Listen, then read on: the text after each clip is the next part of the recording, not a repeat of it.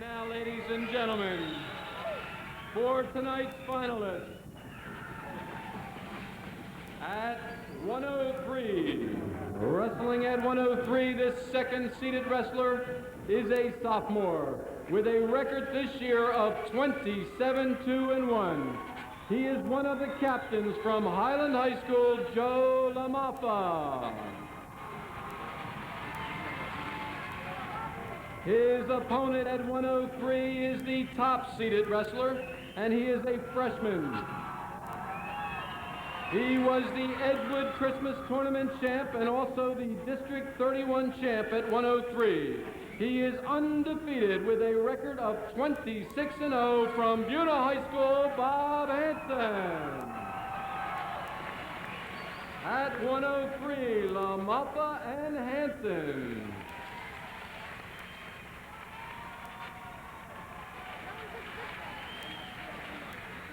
Wrestling at 112, this wrestler rose from the 6th seed. He is a senior with a 106-17 career record. In 1990, he was the District 31 champ and Region 8 champ at 103. And last year, he was the runner-up. This year, he is 27-1, the captain of the St. James wrestling team, Bob Schnurr.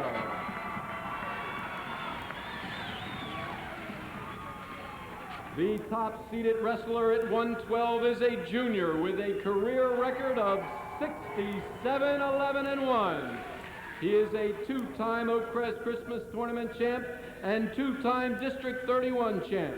Last year, he placed first in Region 8 and third in the state. His record this year is 23-4 from Delsey High School, Ed Gross. At 112, Gross and Schnurr.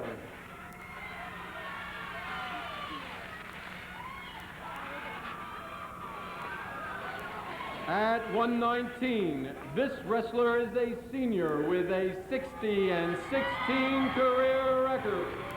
He was the 6th seeded wrestler at 119.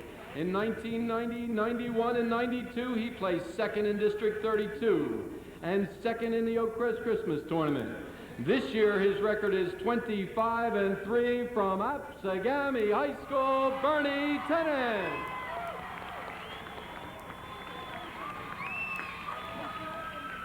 His opponent is also a senior and a four-time District 32 champion. Last year, he was second in Region 8 and 7th in the state. He has been named All-Conference 3 times, and this year he is undefeated with a 28-0-1 record. He has the all-time win record for his high school, the captain of the Oak Crest High School wrestling team, Michael Ware. At 119, Ware and Tennant.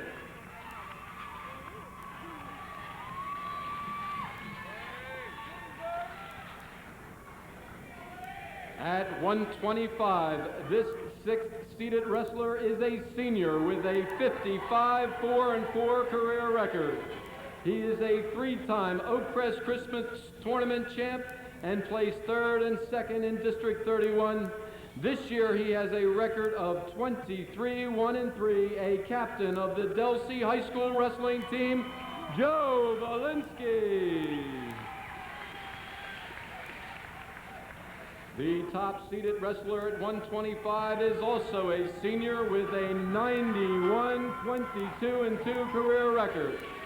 He is a three-time Edgewood Christmas Tournament champ and was named Most Outstanding Wrestler of that tournament as a junior.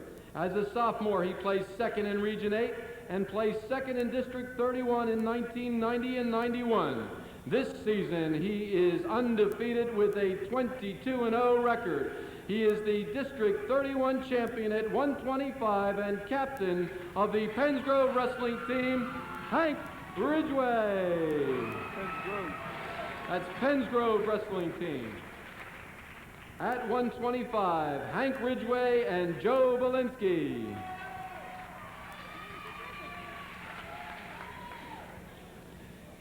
The second-seeded wrestler at 130 is a sophomore with a 38-10-1 career record. This year he placed third in the Oakcrest Christmas Tournament, and he is the District 31 champion. With a record of 22-3, he is from Delsea High School, Derek Maiden. The top-seeded wrestler at 130 is a senior with a 66-15 career record. He has placed in his districts 4 times, and this year he is the District 30 champion at 130.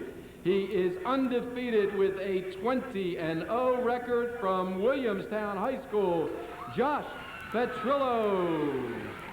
At 130, Petrillo and Maiden.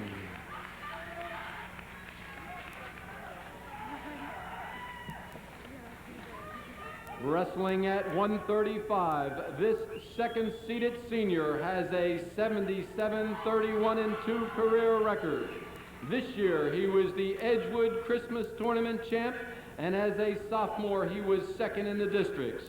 He is undefeated this year with a 29-0 record. The 1992 District 31 champion and captain of the Penns Grove wrestling team, Mark De Filipentonio.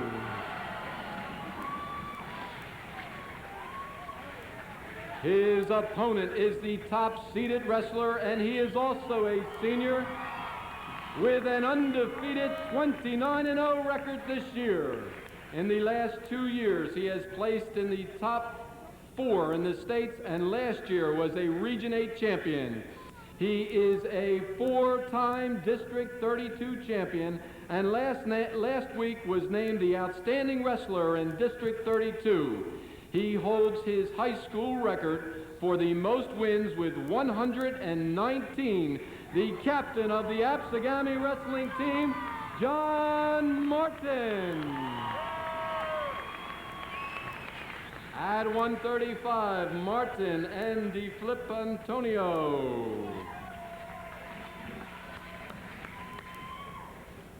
At 140, this second-seeded junior has a 73-11-3 career record. He is a 3-time District 30 champion and is currently undefeated with a 25-0-1 record. He is a captain of the Highland High School wrestling team, Jim Dively.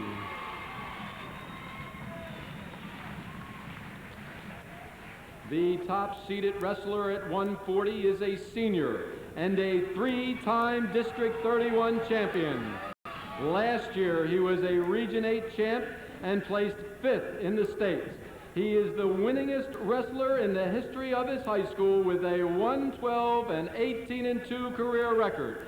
This year, he is 27-1 and is a captain of the Delsea High School wrestling team, Tim Doherty.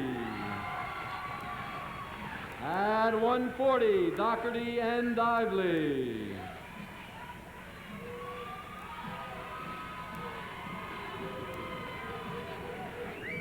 Wrestling at 145, this second-seeded senior is a 3-time District 30 champ, and this year was named Most Valuable Wrestler of that tournament. He is a 4-time Holiday Tournament champ and was twice named Most Valuable Wrestler. He was 3rd in Region 8 last year and has a 66-7-1 career record. This year he is undefeated at 19-0 from Overbrook High School, Kip Covington.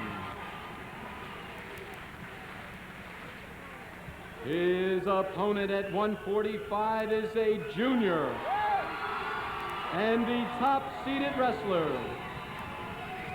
He is a 3-time district champ, 2-time Region 8 champ, and last year as a sophomore he was a state champion. His career record is 98-6-1 with 68 straight victories. He is undefeated this year at 31-0, one of the captains of Paulsboro's wrestling team, Matt Suter. At 145, Suter and Covington.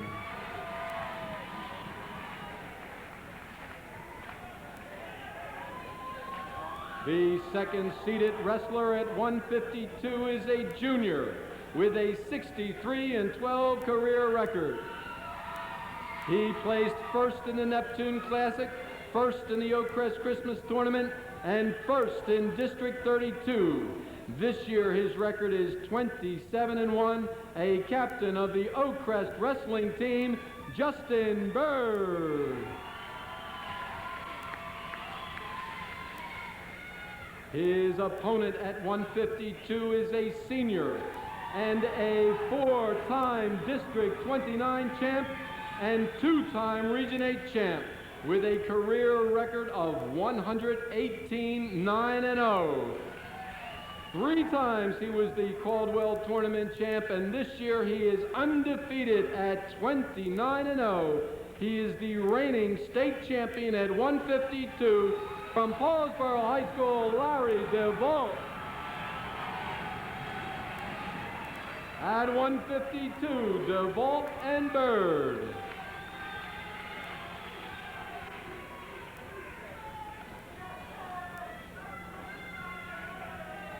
At 160.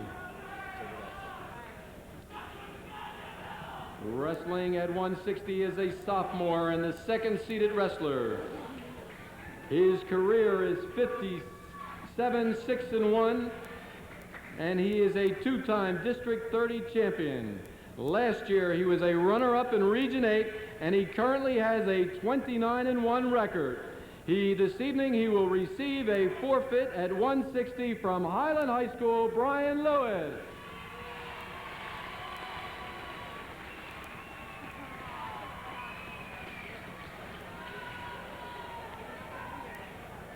Wrestling at 171, this second-seeded senior won his first district title as a sophomore. This year he was unscored upon until the district finals. He is a four-time Gateway Tournament place winner, and he has a 75-16-1 career record. This year he is undefeated with a 20-0 record. The captain of the Deptford High School wrestling team, Frank Carter.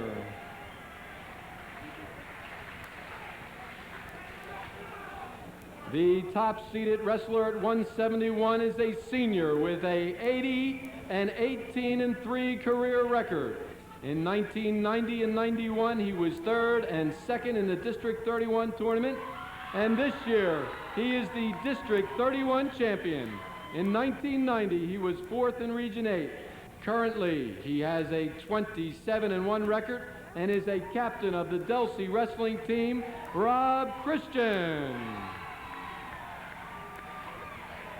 At 171, Christian and Carter.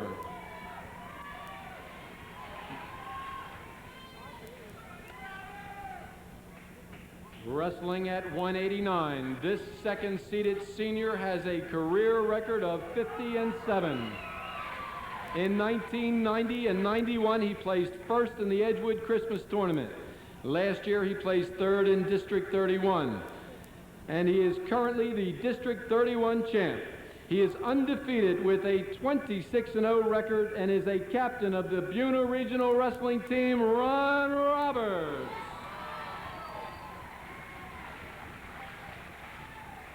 His opponent at 189 is a senior and the top seed in this weight class. He is a three-time District 29 champ, and last year he placed third in Region 8 and fourth in the state. His career record is 73-21, and this year it stands at 24-1. He is a captain of the Paulsboro wrestling team, Charles Fone. At 189, Fones and Roberts.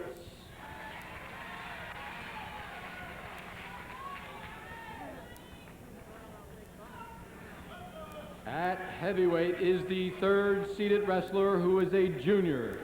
This year he was the Gator Invitational champ and has a 19-2 record. In his career he is 41-11-1. He is the reigning District 31 heavyweight champ from Bridgeton High School, Phil Clayhar.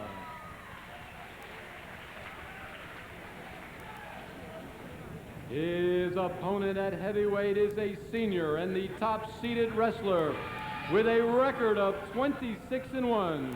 He is a three-time Nottingham tournament champ and the most valuable wrestler this year. Last year he placed 4th in Region 8 and was the Edgewood Christmas Tournament champ in 1990. He is the captain and has more wins than any other wrestler in the history of Hamilton High School with 86, Jim Charlante. At heavyweight, Clayhar and Charlante.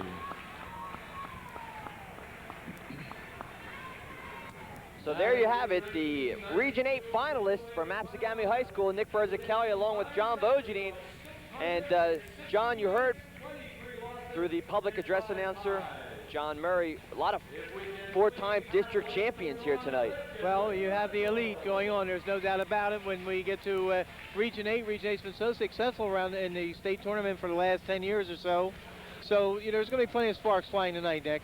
Interesting, District 29 has 5 finalists, District 30 has 6, District 31 with 11, and District 32 with 4. So District 31 really faring well tonight. Well, they sure have, and they've been doing that the last couple of years. It used to be District 29 coming in here and battling District 30 for bragging rights, but the last few years, District 31 has been the top team. And you know, the other day when they were going into the quarterfinal round, District 29 had 15 left, District 31 had 15, District 30 had 14, and District 32 had 8. Now they get down to the nitty-gritty, the championship round, and District 31 is flying high.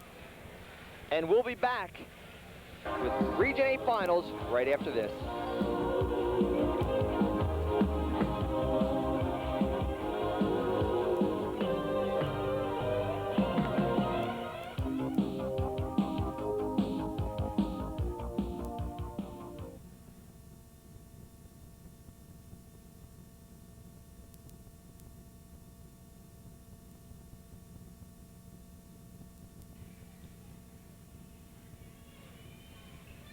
And we're at 103 pounds, where Bob Hansen of Buna, he's a freshman, he's 26-0-0. He's going up against Joe LaMaffa. He's a sophomore, he's 27-2-1 from Highland High School. And John, Region 8 competition once again has not let anyone down. The semifinals, an outstanding round, and now we're into the finals. Not by any stretch of the imagination. Bob Hansen comes in as the heralded freshman, Nick. Everybody saw his name in the paper all year long, wrestling at 112 pounds, but he had to weigh in enough at 103 to qualify for this weight class. So many times he weighed in at 103, then went up to 112. He's only wrestled twice prior to this bout, beating Billy Lucas of Woodbury 13-3 and beating Dennis Lamont, the District 32 champion, 12-4. Hansen coached by Doug Castellari, All-American from Temple University and graduate of Buna High School. Graduate of Buna High School and a former region champion himself. Back in 1979, he was 115-pound regional champion. Remember that well. How come? I think I lost in overtime, where I lost real darn close to Doug. Our referees tonight, the first man in the center looks like Al. Well, it's Al Maloney. Al Maloney. And he's no stranger to the regional competition. He was a regional champion 3 times, Nick. 98 pounds in 1972, 98 pounds in 1973, and 101 pounds in 1974. Well, of course, I'll pay for this comment, but he's nowhere near that weight class tonight. A little bit heavier. LaMaffa in, not quite on the takedowns, trying for a cross body ride. No points awarded yet. As long as Hansen can keep that leg, he will stay in the neutral position, but sooner or later, the cross body ride is going to have to be put in here, and the takedown is going to have to be awarded. And there's the takedown. A good job by Joe LaMaffa of Highland. Of course, Joe LaMaffa coming in here with very impressive credentials too, Nick. He comes in 27-2-1. He beat Bill Morales of Oakcrest by default 20 seconds into that bout. Morales was injured, couldn't continue. Then he advanced into the finals by beating District 29 champion Joel Thomas of Clearview 9-0. He does have blemishes on his record this year. The 2 losses were to Jim Burns of Essex Junction, Vermont, and Justin Hurst of Lenape. had a tie with Chris Madigan of Toms River North. So John, place winners 1, 2, and 3 move on to the Super Regions Wednesday night. I think that's March 11th. And sometime during the program, if you can explain to us how that works, because I kind of get confused on who wrestles, who doesn't wrestle, and the wrestlebacks. But with that, we can see Bob Hansen trying for a reversal here. And he's going to get the reversal. Scores tied 2-2, and the freshman, pretty impressive freshman. We've seen him through the tournament. You know, if he wins the tournament, there's good possibility that during Region 7 and 8, the banquet, got to really be thinking about the most valuable wrestler as a freshman. I don't think there's any doubt about that. And of course, the other thing he's sitting on the verge of, if he wins it as a freshman, is the fact there's only been one 4-time regional champion in South Jersey history, and that was Chuck Trotman of Lenape, who won from 1984 through 1987, winning once at 101, once at 108, and twice at 122. I think the only person that has a shot at that may be Matt Zuder of Paulsburg, going for his 3rd region title tonight. And will have his hands full with an undefeated wrestler, but you're right. We're well aware of Covington's can do when they're up against a challenge. That's right. Remember Damian Covington beating Pat Lynch of Ocean City last year. We saw it here on Channel 5, one of the biggest upsets, I think, in a long time in the region. So 30 seconds remaining in the second period. It's tied 2-2.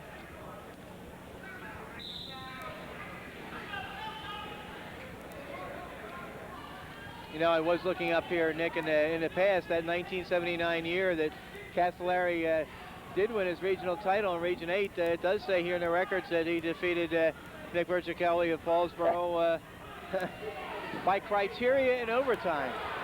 There's a stall warning called against Hansen, I believe. Against the bottom man, so that's against Lamaffa. He's wearing the red anklet. And with that, he answers with a neutral position, and both wrestlers crash into the metal chairs. We didn't get They crashed into the Buna coaching staff chairs, but the neutral is given to Lamaffa, and it's 3-2 with 1 second remaining in the second period. And that's the end of the second period. So that was done with about 3 seconds. And so with the consolations, Thomas of Clearview beats Lamont 5-3. And let's go for a quick interview with that one. Okay, guys, thank you very much with Joel Thomas. Joel, big match this afternoon against Joe Lamalfa. It was a tough one, but you came back tonight. What'd you do different tonight?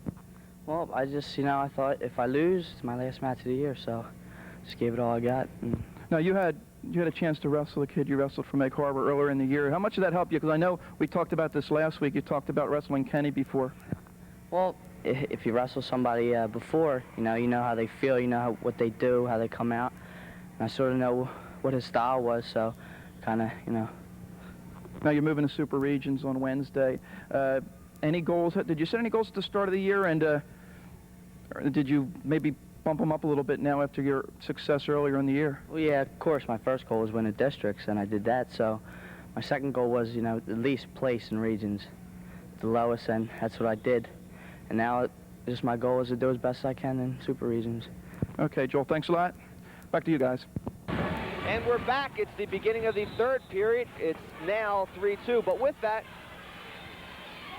Hansen lets Lamaffa escape. It's now 4-2. Wow. Lamaffa of Hyden leading. And Hansen, feeling he is the aggressor on his feet, elects to let him up. And it looks like it may be backfiring, but no points awarded, no control. It's 4-2, Joe Lamaffa of Highland. Another outstanding wrestler for Channel 5 viewing area, Thomas of Clearview. We saw him in District 29, but look to see a lot of him in the future. Well, John Mondelli did a nice job with that interview, and we'll have a few more as the program goes on from area wrestlers.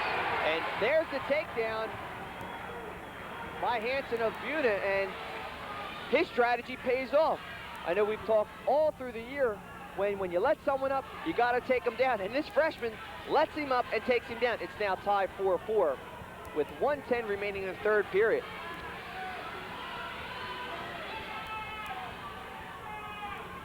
Packed crowd here tonight at Absegami High School. And the crowds have been down. You know, Wednesday night it wasn't a full house, and Friday night it wasn't a full house, but there's not a seat to be had tonight. No, there's actually people sitting around the rope area of the mat. And there's a point for LaMaffa, and it's now 5-4. LaMaffa of Hyden's leading. He is on the bottom.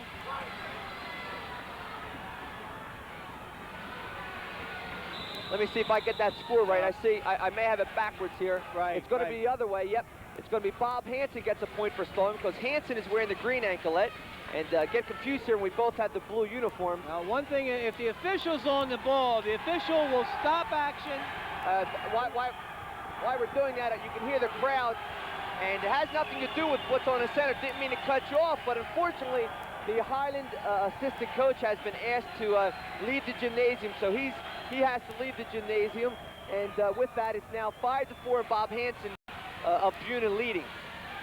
Yeah, as I was saying before that little episode broke out there, the official will stop action when the stalling call is on the top man, but when it's on the bottom man, wrestling will continue. He'll just hit the mat and call the stall. And that's exactly what happened. The stall was called, and Al Maloney had the green band on his wrist, giving it 1 point, and that's exactly what happened. 8 seconds remaining, and the freshman from Buena High School leading 5-4. He's going to win the match 5-4, and the freshman from Buena Regional High School wins our first match here at 103 pounds, and obviously the freshman's excited.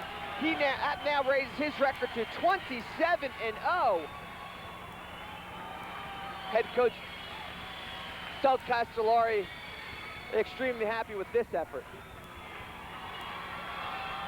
And the first regional champion for Doug Castellari, and got to know the feeling because he was one himself one time. What an outstanding match to start the evening. Just gives us a little inclination of what we have planned for you tonight. We're now going to go to 112 pounds, where Ed Cross of Delsey, he's a junior, he's 23-4. He's going up against Bob Schnurr from St. James, he's a senior. He's 27-1. This is a rematch of District 31, where Ed Cross pinned Schnurr. This is the 5th time these two wrestlers have wrestled in the past 2 years. And Gross being very successful against Schnurr. You know, he's kind of had his number, Nick. And there's the takedown by Gross. He leads the match 2-0. And, you know, Gross really have an outstanding tournament. And let's go to the interview with the winner of 103 pounds, Bob Hansen. Okay, guys, thank you very much. With me is Bob Hansen. Bob, congratulations. I mean, you wrestled at 112 all year as a 103-pounder, but this has to be gratifying for you. Yes, it is. I've worked real hard for this, and I've been wanting it for a while, and the kid's beat me a lot of years. Past 3 years, he beat me a total of 10 times, probably, and I've beaten him only once. Now, how tough was it? You wrestled at 112, even though you weighed 103. It was really hard. The kids had the muscle advantage a lot, especially because I was a freshman. I didn't have the time in the gym that they did, and plus, you know, the weight and the strength. You know, they were all losing weight to get down to 112, and I was already giving up 9 pounds. Now, what about your freshman year? You already won a region title. Now they're going to look at you on pace to go 4 for 4. Did you set any goals at the start of the year? Yeah, one of my goals was to, of course, win the districts, which I did. But I never expected anything like this. I was just going into this regions. I was just trying to survive and trying to get in the top 3. And I never expected on going this far. Okay, congratulations on your way to states. Okay, guys, back to you. And we're back. It's 1:33 remaining in the first period. Ed Gross of Delsey leading 2-0.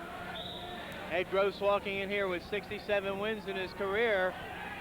Bob Schnurr equally impressive, 106 wins in his career. But boy, he's really seemed to have the Bobby Schnurr's number. And I don't know, you know, familiarity breeds contempt. We've talked about that before. Is this going to be a case where Schnurr can battle out these situations where he hasn't been on top in the past? He only has 1 loss this year. And that is to Gross. And that's to Gross. And that was District 31 finals, where Schnurr was leading 6-2 and was pinned.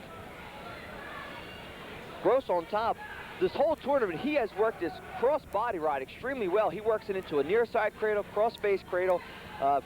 He really frustrates the bottom person to the extent where he's not able to make any moves, eats up the clock, and he's able to get some back points off of it. So very smart wrestling by Ed Gross this whole tournament. And you know, it's the right time to peak because it's tournament time. That's right. And it's been almost flawless. You're absolutely right. Advanced by pinning Scott Reminer of Lower Cape May in 57 seconds. His first match. His second match, he got a little bit of revenge. He beat Ernie Maiden of Paulsboro 7-2. 4 losses for Gross this year. To Rossi of Jefferson, the Maiden of Paulsboro 5-4.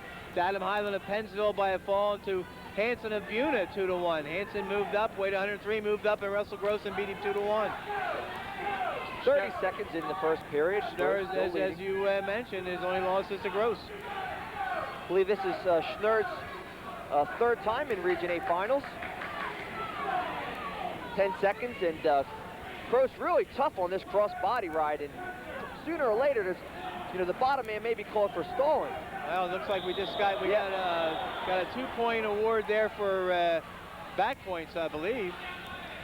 It's a potentially dangerous. Now there's an illegal. That must be illegal hold. Right. Yeah, it looks like Al DiGiacomo, the third man in the center tonight, signals a illegal hold. That's going to be 1 point for Bob Schnurr. And we're going to read lips right now. There's head coach Steve Isles trying to get a ruling on what just happened. And the scoreboard says 4-1. Our screen says 2-1, and we'll just sit on it. 1 second remaining in the first period. Well, there were 2 points given. I imagine they were back points, right? And then 1 point for a technical violation or an illegal move. So 1 point went to Schnurr, so it's 4-1. Beginning of the second period, Ed Gross of Delsey leading 4-1 over Bob Schnurr of St. James. Steve Isles, of course, was the one out questioning that call by referee Al DiGiacomo. Roy Fenimore is the other official on the mat. Head coach in the corner for Bobby Schnurr, of course, is Nick Marina, graduated from Paulsboro in '77. This is his 7th year as a head coach.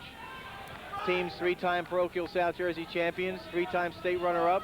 His assistant, Kevin Estasi, an '87 Paulsboro grad, 3rd year with the team, and 2 times a District 29 champion. A very physical match, Nick. No love lost between these two wrestlers right off the bat. No. 1:38 remaining in the second period. Schnurr from St. James on the bottom. Trying to counter that leg ride. It's going to be potentially dangerous once again. Watch this the whole time during the Maiden Gross match. And if you're on the bottom, the first move you have to do is a quick stand-up. You got to get wrist control, and you got to kind of reach for that leg as it's coming up. And of course, if the top man gets the legs thrown in there and you stand up, the official's going to break it for potentially dangerous.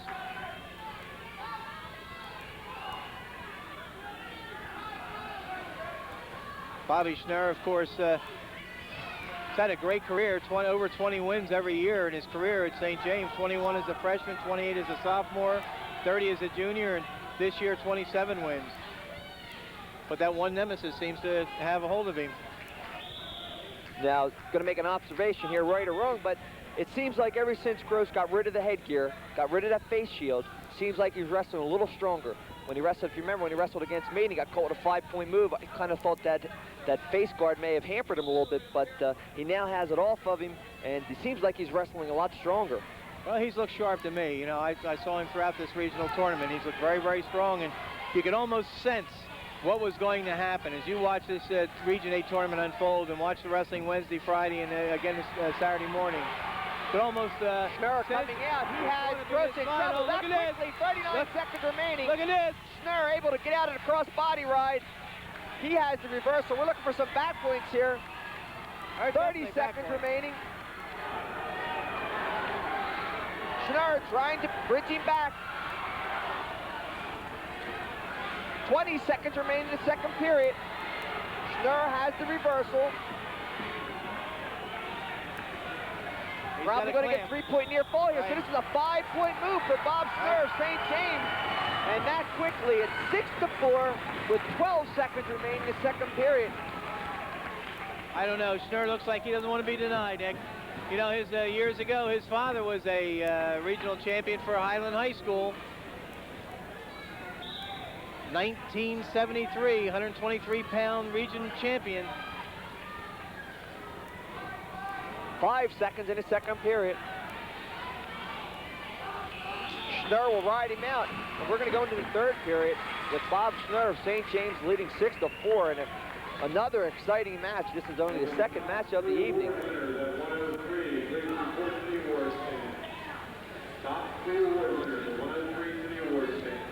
Let's talk about Delcy for a second. What a fine showing they're having in Region 8 competition. Oh, they sure are, Nick. They sure are. They have several wrestlers in these finals. Doherty's coming up. Derek Maiden's coming up. Bob Christian's coming up. And, of course, this wrestler right here, Ed Gross, is the #1 seed.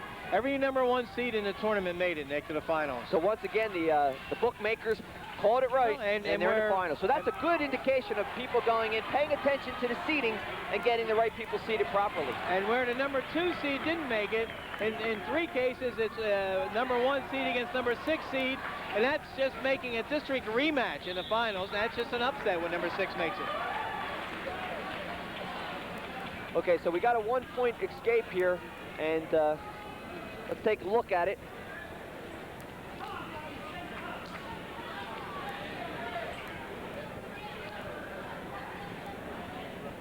Here's Gross trying to get free, and he eventually does get the escape here. He hits the mat. Watch him hit the now mat. watch, as soon as he hits the mat, if they touch where you see the wrist touching, that's locking hands. Right, and So they you never can touch. see- So when he hit the mat, those hands were apart. When he's standing, of course, you can lock hands, and it's okay. But as he dropped to the mat, if those hands were still touching, overlapping, or locked, then it's a penalty point automatic. So Gross thought that Schnurr was locking hands. No call. Schnurr of St. James leading 6-5, and he hits the fireman's carry right at the whistle. No points awarded. And watching this whole tournament, Gross has been extremely strong on if you don't finish off the fireman's carry, he'll work his way into a cross body ride and get the takedown. He's done a good job with that against Maiden, and you got to watch because he may sneak the cross body riding right now against Schnurr, even though Schnurr was the aggressor on the fireman's carry. See him trying to stick those legs in. He's trying to work for it, but there's the 2 points given, so Schnurr has the takedown. 45 seconds remaining in the third period, and there's going to be a locking hands called against Bob Schnurr of St. James. It's now 8-6. Interesting call there, John. Could that have been a pinning combination? Well, wait, because he didn't put him to his back. See, he got the 2 points awarded. Didn't have him in a pinning combination, so when he was locking hands, that's going to close the point. So if he would have faked it and tried to bridge back, he would have maybe gotten away with that. Yep. Okay. Bob Schnurr of St. James leading 8-6, 30 seconds remaining in the third period.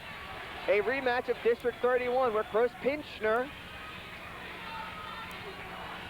Oh boy, what a match, Nick. What a match. 20 seconds remaining.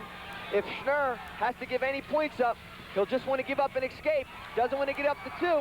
There's the escape. There's 13 seconds remaining in this third and final period.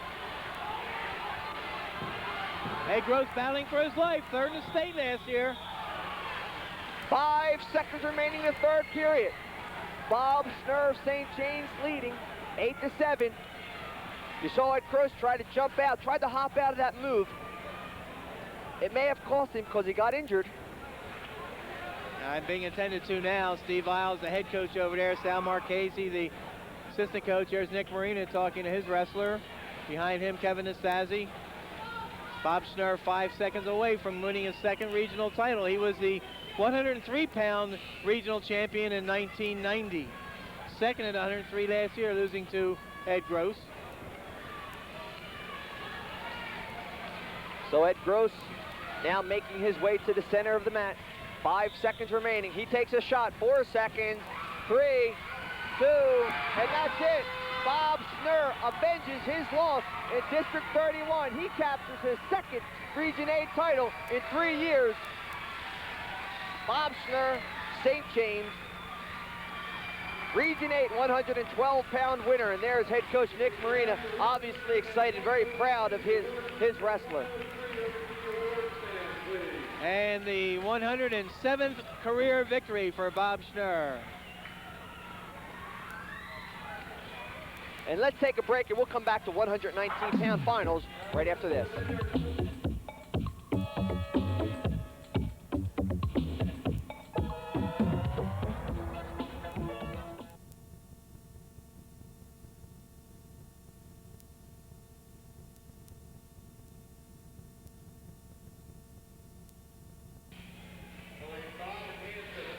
We're back at 119 pounds where four-time District 32 champion Michael Ware from Oak Crest High School, he is 29-0-1. He's going up against Bernie Tennant. He's a senior. He's from Absegami High School.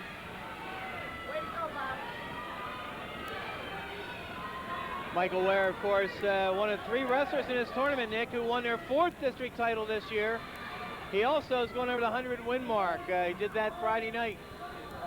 Michael Ware beat Sean Smith of St. Joseph 11-3 on Friday night, and that was his 100th career win. He beat Mike Sandler of Washington Township 8-5 in the semifinals. And that was a rematch of Region 8 last year. Yep. So Tennant in on a double leg. He gets the takedown. His head coach, of course, Gene Barber, former Paulsboro High School great. Michael Ware, one blemish on his record this year, a 2-2 tie with Joe Belinsky of Delsey, who we'll see in coming up. At 125 pounds. Bernie Tennant, of course, second to Ware in the district finals. Lost to him twice this year by technical fall the first time, 8-7 the second time, so he's closing the gap and has the lead here. Tennant came out of the preliminary bracket. He pinned Brian O'Shea of Glassboro, who we saw in the District 29 tournament in 37 seconds. He beat Mike Belinsky of Delsey 4-0. And then he went overtime with Dan Calhoun of Highland, a 26-1-1 wrestler, 27-1-1 entering that bout. Very controversial. 3-3 in regulation, 2-0 in overtime with 1 second left in that first 2-minute period of overtime. So they wanted a takedown, and many people felt that there were a couple of other occasions where takedowns were possibly had by the Highland wrestler, and you know, just didn't work out that way for him. Either way, he's in the finals tonight. He's here. And, you know, the consolation round, Sandler and Calhoun, that was a rematch of District 32. So this 119-pound weight class really was an exciting round of wrestling. This is a District 32 rematch. The consolation was a District 30 rematch. Sandler beating Calhoun 3-2. Again, a very tight match as we get an escape here. It's now 2-1. Tennant, but back quickly. Ware in on a deep single, trying to change it to a double. He does. He gets a takedown, and now he leads 3-2. Bernie Tennant, 26-3 coming in. He lost twice to Ware. His other loss was Tony Rodriguez of Oak Crest, 12-4, up a weight at 125 pounds. Yeah, backtracking 1 second, Nick, that win for Schnurr was his second at St. James, only the third in school history. The other one was Hal Rogers, 170-pounder in 1986. Let's watch the takedown by Ware. He's going to duck under. He's going to go to a sweeping cross-grain single, and it gets into a deep single, and then he'll grab the other one. Wow. And he works his way up, and that's when he gets the takedown. As soon as he goes up above the knees, he gets the takedown, and he's leading 3-2. Yeah, several times today people have seen a wrestler get in low in the ankles like that and get down in that area, and see an official just hold and hold and hold and not give the two. You can't give the two until there's complete control, which means they've got to move up off those ankles. For the award winners and their coaches at 112, report to the awards stand.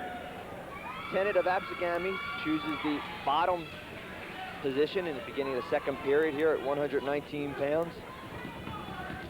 Michael Ware. Roy Fenimore is the third man in the center. Michael Ware, the son of Lou Ware, Nick, who won a regional title back in 1967 by beating Wayne Robinson of Edgewood 9-7 at 98 pounds. So Tennant gets the escape. It's now tied 3-3, 1 minute 45 seconds remaining in the second period. Michael Ware, coached by Doug Servey, a Widener University graduate. 11 years he's been coaching with 116 wins.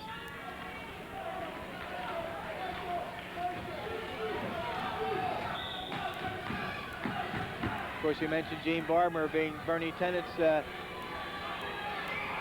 coach, being assisted in this bout by Jeff Frank. Nice takedown by Ware. He worked a barrel roll extremely well, and he gets the takedown. He now leads 5-3, 1:15 remaining in the second period. Michael Ware, 4th in 89, 4th in 90, second last year, and trying very, very hard to win his first regional title. Got back points coming. Roy Fenimore, the official.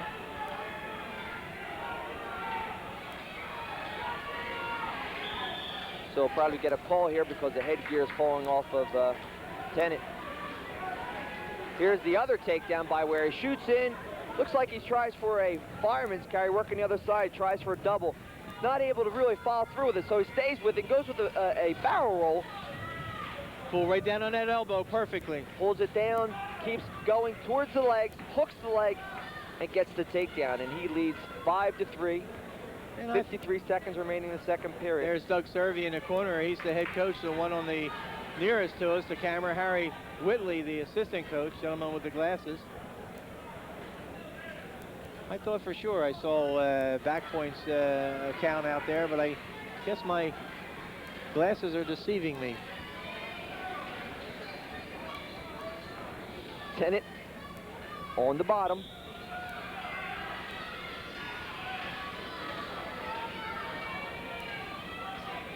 Now the first, second, and third placers, John, go to Cherry Hill East High School for this Super Region. Region 7 and 8 will wrestle. That is correct. It's the first round of the state tournament. We get an escape by the Absegami wrestler. First round of the state tournament, but because of facilities this year where they're going to go to Atlantic City on Friday and Saturday, Wednesday will be at Cherry Hill East High School. There'll be 2 rounds on 2 mats starting at 6 o'clock. The first round, second place from this region will wrestle third from Region 7. Second from Region 7 will wrestle the third placer here. The loser is eliminated from that round. The winner moves up and he wrestles a champion, a Region 7 champion, a Region 8 champion. Those 4 wrestlers will go to Atlantic City. If the winner of that second match wins his first match in Atlantic City on Friday night, they both wrestle. If that winner of the match on Wednesday night loses in his first round, he continues, but the wrestler he beat in that super region is eliminated. Let's go to an interesting interview with Bob Schnurr and his coach, Nick Marina. Okay, thanks, Nick. And with me now, Bobby Schnurr of St. James and his coach, Nick Marina. And Bobby, congratulations, 3rd time to the finals, your 2nd victory, and you got the monkey off the back. I mean, last year in upstate, it looked like you had gross, and then there was that illegal slam. I mean, how important was it for you to get this win? I think it was very important because I've been thinking about it since last year, since I was disqualified. Now, mentally, does it get to you? I mean, you think you can beat this kid, and then he keeps beating you? Does it get to you? Yeah, it got to me a little bit in the beginning of the week, but then I started working hard and realized that it's only 1 loss. So. Yeah, I noticed. I read in the paper that you said his style, that he's tall, and that affected you. What did you do different tonight? I tried not to let him throw the legs in so much, but he still threw them in. But I still managed to get out on bottom, so that was a big plus there. Okay, congratulations, Nick. We're going to move you in here. Great season for St. James. You guys went upstate again, 3rd time, I think, in the last, 4 years. A good team. You're going to miss a good wrestler there next year. Yeah, I'm going to miss a lot with him. Leadership. He's a good friend of mine, and he's a great team leader. How's the team look next year? We're losing a few guys. Upper weights, we're going to be pretty strong. And we're going to be hurting a little low where Bobby and a couple of the seniors are graduating. But hopefully, we're going to get a few good freshmen, but we're still going to have to knock on some classroom doors and pull some people out. And that's what we got to do it there. We're not a big school, and we realize that. So. Okay, Nick, congratulations on a great season. Thank you. Okay, Nick, John, back to you. Thank you, John, and we're at the beginning of the 3rd period. That John is John Mondelli, Yeah, of course, John Mondelli, our yep. super interviewer this evening. It's 5-4 here. Michael Ware of Oakcrest leading. Bernie Tennant of Absegami. So, John, getting back to this super region, so it is a form of a wrestle back then. When you get to the first rounds of the state, it's very important that if the person who beats you at this super region, if he wins, you also continue. Right. If he loses, you're out of the tournament. Right. If he wins, you're in. If he loses, you're out. It's that simple.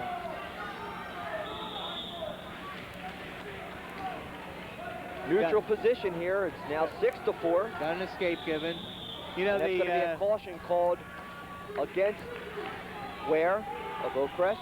You know, another thing, Nick, that's important in these regionals, Region 7 and Region 8, the highest ranking seniors are the ones that are going to be invited to wrestle in the South Jersey Wrestling Hall of Fame organization sponsored Hall of Fame All-Star Meet, which will be held in Delaware this year. I believe it's St. Mark's High School. I haven't got the final details yet, but that'll be the Tuesday after the state tournament in Atlantic City. So all these seniors that you see here tonight, as we see a stalemate called by Roy Fenimore, all these seniors are eligible. The highest ranking senior from 7 and 8, and there are a couple of weight classes where we have wild cards, where you have 2 wrestlers, so you may have one from Region 7 and one from Region 8 going to the All-Star Meet. And that's put together by the South Jersey Wrestling Hall of Fame, one of the sponsors this evening. I know we've covered that on Channel 5 when it's been at Collingswood High School, and it's a wrestling match that I really enjoy because there really is no pressure on the wrestlers. They really, you know, they get a weight allowance, so that, you know, they're not really that out of shape because the tournament just got over, so they really get a chance to have fun out there, hit some moves maybe they felt cautious to hit during the year. So it's a nice event. And we've seen some great wrestlers over the years come out of these regionals and wrestle in the All-Star Meet. 30 seconds remaining in the third period. Michael Ware of Oak Crest leading over Bernie Tennant of Absegami High School, 6-4. What a great Ware match. deep in on a single. What a great match. Third time these two guys have met this year, and boy, strategy is thick. 10 seconds remaining. Oh boy. Ware trying to finish the move off. Still no control, 3 seconds. Michael Ware of Oak Crest is going to win his first Region 8 title by the score of 6-4. Finally came true. That dream of his to win a regional title just like his father did.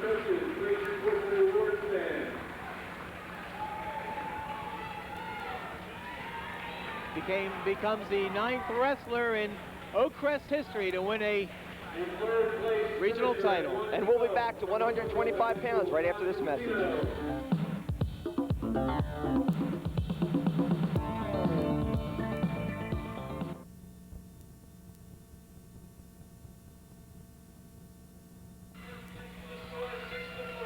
£125. That's Hank Ridgway of Penns Grove High School. He's 22-0. He's a senior. He's leading 2-0 that quickly with the takedown. But then you see the escape by Delsey's Joe Belinsky. He's a senior. He's 24-1-3. And that one loss, Nick, was to Hank Ridgway, 10-4. So this is a District 31 rematch, just like the last weight class between Michael Ware and Bernie Tennant was a District 32 rematch. This is a District 31 rematch. Well, District 31 having 11 in the finals, so I guess on paper they have to be the strongest district in this region. Well, they certainly are showing it so far. 3 ties on Belinsky's record, to Rossi of Jefferson, to Ware, who we just saw win a Region 8 title, and to Mark Som of Glassboro, who finished 4th in this tournament. He lost to Jack Warfel of Millville 11-10 in a 3rd place battle that went right down to the final tick of the clock, Nick.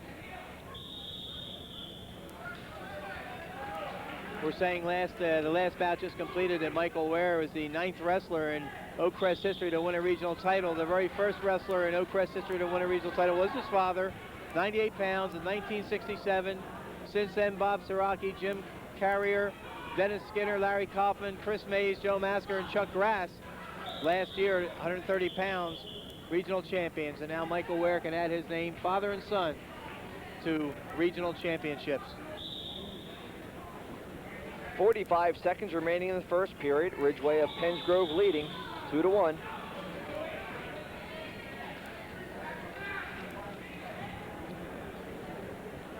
Hank Ridgway enters this match with 91 career wins. He's been a 4-year starter for Penns Grove, 16 wins his freshman year, 27 his sophomore year, 26 his junior year. He was 4th in the districts in his freshman year, 2nd in 90 and 91, 1st this year, 2nd in the region in 1990. He didn't compete last year, Nick, even though he qualified because he was ill, so he could not compete. There's Fred Renner, the veteran coach of Penns Grove High School, and standing in the corner watching. 23 years as a head coach after 4 years as an assistant, 237 career wins, a couple of state champions, won districts in 76, 77, 78, and 81. District 31 and Region 8 Coach of the Year in 1980, and the veteran Odell Cleveland in the corner. He's like Odell. a mainstay, isn't he? Oh, I mean, Odell was around when I was around. Of course, so was Fred. Sure. But there he is. You can see Odell wearing the red jacket. The third man in the center is Sandy Hendricks.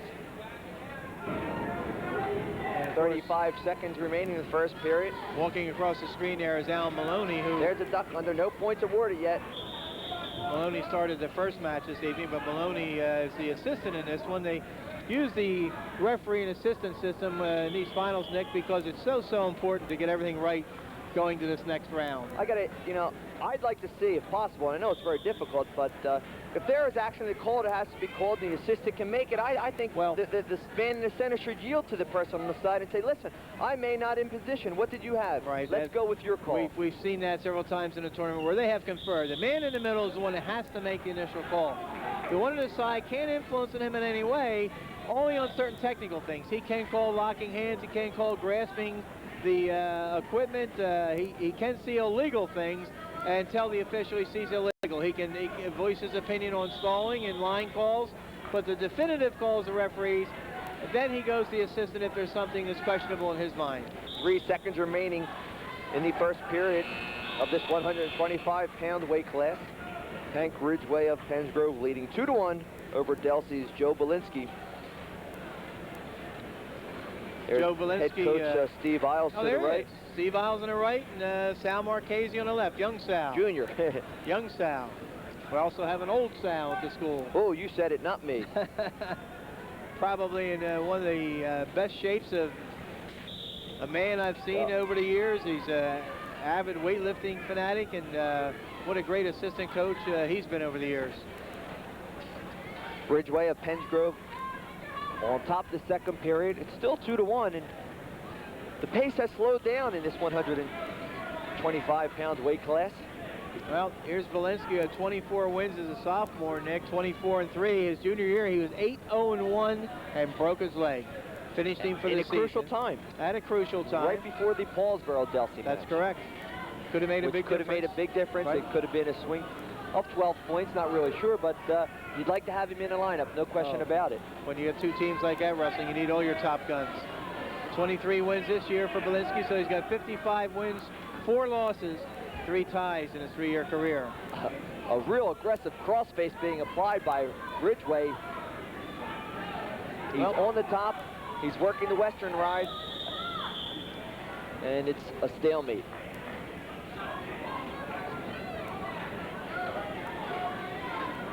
Some people will question whether an official should call a double stall at that point or a stalemate. If they're both trying to work their moves and they get locked up and they can't seem to make any progress, I think that's the fairest and best call to make. Yeah, just start them over. Yep. Give them a fresh start, get the action going. Just under a minute in the second period. Pensgrove's had some great regional champions over the years. 6 individuals accounting for seven titles. Glenn Jones, Glenn Nixon, Willie Cruz, Dickie Howe, Charles Moore, Walt Robinson. Willie Cruz winning at a heavyweight 1 year at 188 the next year. Charles Moore, now away in college, winning at 148 1 year, 160 the next. As you see, there's the escape with just 37 seconds remaining in the second period. It's now tied 2-2. Good double. No points awarded. 25 seconds remaining in the second period. It's tied 2-2.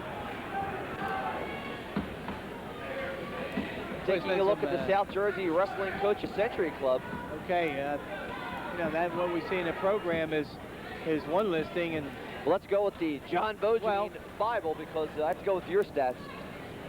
What we're looking for really is the all-time career, and we have some wrestlers coming in to tonight with over the 100 mark. For instance, John Martin of Absegami has 119 wins walking in. His next win will put him in 3rd place on the all-time list because Charles Moore sits there with 119 wins right now.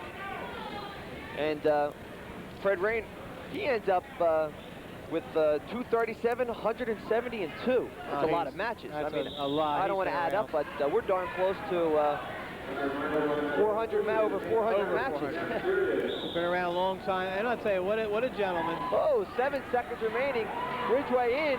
He's got a crossface. He hooked the leg. 1 second. No point.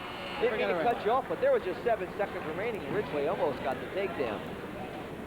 And we've seen that so many times in this tournament where they come so close to getting a point. You mentioned already Bernie Tennant won with just 1 second remaining in overtime. Joe Bucko in the semifinals, I believe, won with just 10 seconds remaining. And unfortunately, we're not going to see Joe Bucko tonight in the finals at 160 pounds. He will be forfeiting. He's got 2 very sore shoulders. So he has elected not to wrestle, try to get healthy so that he can wrestle in Wednesday. Yeah, so we'll see Brian Lewis from Highland win a region title by forfeit.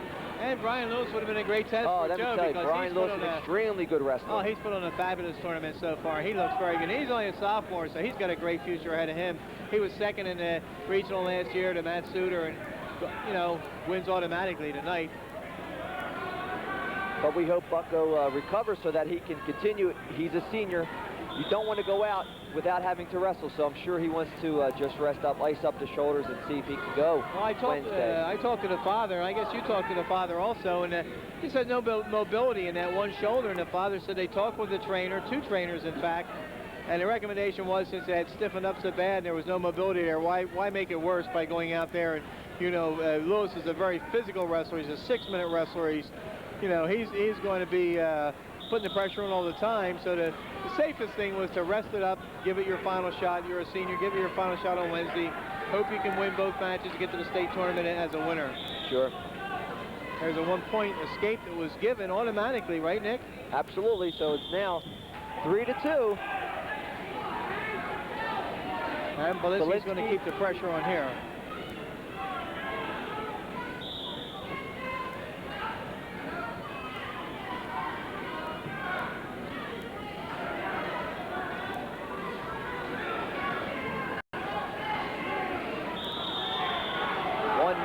Seconds remaining in the 3rd period.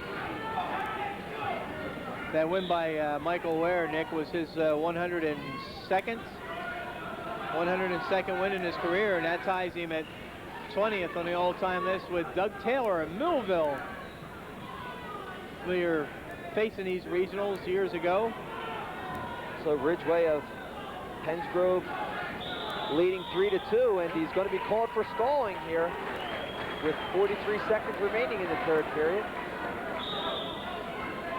Well, he's got to be the aggressor now, because you don't want to tie the match up on a stalling call. He sure is being an aggressor. He has the takedown. The points have been awarded, and we may see a neutral here. Nope.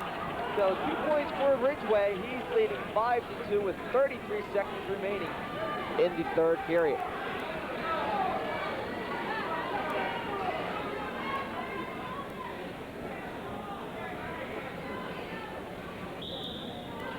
Now, there, you know, what you have to look back upon is what we've mentioned many times. Delsey gives Pensgrove the escape. And then doesn't get the takedown. Doesn't get the takedown, right. And, you know, as you've mentioned many times, you're going to let the guy up, you better be able to take him down. 19 seconds remaining. It's going to be a quick stalemate. 16 seconds remaining. Ridgway leading 5-2. First, second, and third place finishers at 119. And a match stop for a little bit of bleeding. You see Steve Isles attending to his wrestler, Joe Belinsky, on one side. Here's Fred Renner with one of the trainers provided by Absegami, checking out the bleeding on the lip of Hank Ridgway. Really not that bad if you've followed high school wrestling and Region 8 championships on Channel 5 in the past. It's kind of known for bleeding and injury timeout. Yeah. And we're only at 125 pounds, and this is our first one, so fingers crossed. Seems like every time every time I get sit next to you, somebody starts bleeding. Well, you know, the chair falls off, I almost get killed before the show. Stan Ritter blames it on me. I don't know, I've got an inch and a half from the stage here. I think I've been set up. I know a lot of people want to do this. A lot of people want to do this, and over the headphones, Stan says it worked. Well, Nick, I'm glad it was just the chair you're sitting in that went flying off the stand here, because I think if you were sitting in it, all of your M&Ms would have gone all over the floor. Yeah. Don't worry about me, but the M&Ms. Save the M&Ms. 16 seconds remaining in this 125-pound weight class, and Ridgeway of Penns Grove leading 5-2. He's on top. We got a caution on the bottom man that time on Joe Belinsky.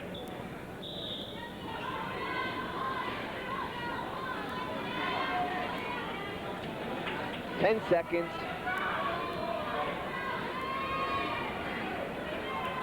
Five seconds.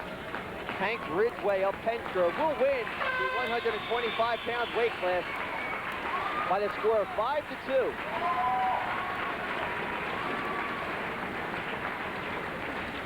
Well, that's another one in his storied career. Fred Renner certainly this year having a tough year dual meet-wise.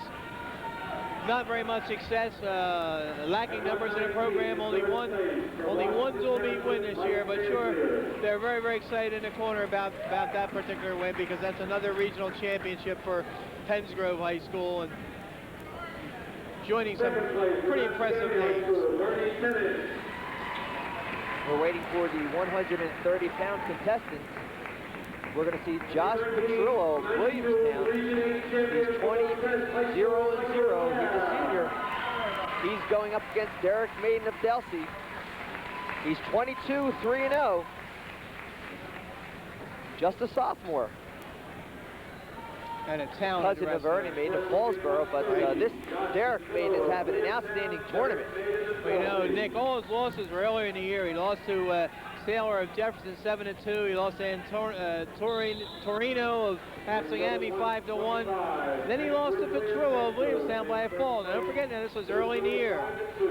And Derek Maiden is one of those wrestlers who won in the semifinals against Brian Colbert of Highland with just 2 seconds remaining. Yeah.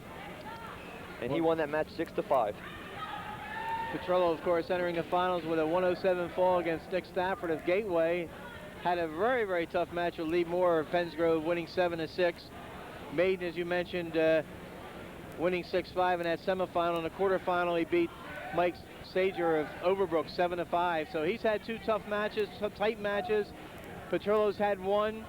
Petrillo's pinned Maiden earlier this year. This ought to be interesting. Petrillo representing District 30 and Maiden from District 31.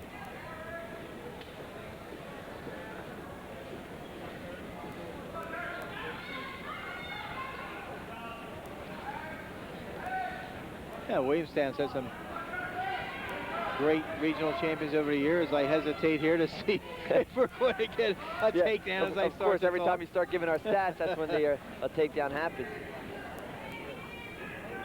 Here we go. There's Al Maloney calling him out of bounds. Listen to these names, Nick. Darwin Popow, Alan Zellner, Richie Fuller, Larry Boyd, Vernon Zellner, Stan Gauze, Rodney Caldwell, Charles Lawton, Steve Caldwell, and twice Brett Denobi, former regional champions from Williamstown. And there's the takedown by Petrillo. That was with 30 seconds remaining in the first period. Gets a takedown. You know, we were saying earlier that this Derek Maiden is a cousin of Ernie Maiden, who wrestled earlier, finished 4th this year at 112 pounds. His father is Ricky Maiden, Derek Maiden I'm talking about. Ernie Maiden's father is Ernie, they're brothers, of course. Both wrestled at Paulsboro. That's into the first period. Petrillo will take a 2-0 lead going into the second period. Derek Maiden's been a big move guy, Nick. I've seen him do some tremendous things in dual meets with big moves. Region 8 Coach of the Year announced by Bob Fredericks before the final starts. Scott Grissom of Pennsville High School. What a turnaround job he's done. He's been away from the program for X amount of years. He comes back and he turns the program around big time. Makes the playoffs. Yeah. We've seen an escape here by Petrillo, making it 3-0. Or no, 2-1. Is that right? That score 2-1? No, it isn't. There it is up on the scoreboard, correct? 3-0. Yeah, John, you're absolutely right. And with that, there's a big drop by Petrillo. That he has made in trouble. 1:35 remaining second period. Petrillo really locking it up here. He's got plenty of time. Maiden finds himself in trouble. Pinned him earlier this year. He's after it again, Nick. He's locking it up. He goes up to reverse half Nelson. He's got it locked up. 1:19 remaining in the second period. A lot of time. What Petrillo wants to do is walk out towards Al Maloney. He wants to walk out. Maiden doing a gutsy job so far, trying to belly down, trying to get his left arm through.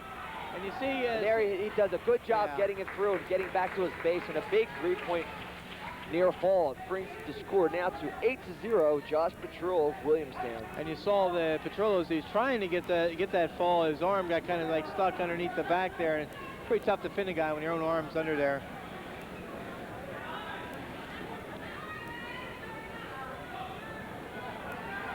Very methodical worker, this Petrillo, Nick. Yeah, and very quietly, too. Not really big move. I mean, that drop we just saw was not a huge drop where the crowd went, ooh. It was a very silent bang. He was on his back. Petrillo has 65 wins in his career, only 15 losses. He was third in the region as a freshman, third as a sophomore, second as a junior. Has never placed in the region, Nick. So this is his last hurrah, and he's going to make the most of it. Undefeated coming in. Well, it looks like he's going to be just about 2 minutes away from winning a Region 8 championship. Definitely controlling the match. He's leading 8-0. And that's the end of the second period. So Josh Petrillo of Williamstown leading 8-0 going into the third period. Here's the corner for Williamstown, and that's Mike Zuck, the coach of Williamstown, a Glassboro, he's a 3 times head coach there, a Glassboro State graduate, Rich Fleming, who you saw sitting next to him, who wrestled at Glassboro State. That's the assistant coach. Mike Zuck was the District 30 Coach of the Year in 1990. And of course, we know who's coaching Delsey's corner. Steve Isles, a former regional champion himself, Nick. Really seems like Delsey came on at the end of the year. Yes, they did. Come up with some really big wins, and in district time, they do a great job in their district, and region time, for 4 people in the finals. Steve Isles, a regional champion in 1976. 129 pounds. Seems like only yesterday to me, Nick. Let's see, 76. I was born in 62, so I was 14 years old. Well, I remember covering Steve one time down at Pennsville, and there's a stalling warning on the top man for not working aggressively for the pin. That's Josh Petrillo. I remember covering a match down at Pennsville one time, Nick, where Steve Isles was maybe one of 2 or 3 winners on the team, and he was having a great career. He was a senior. He was going to go away to college, and I know I wanted to talk to him, and he talked just as softly back then as he does today. 50 seconds remaining in the third and final period. Petrillo of Williamstown leading. Derek Maiden not going down. He's on top, but with that, Maiden gets the escape. Not going down quietly.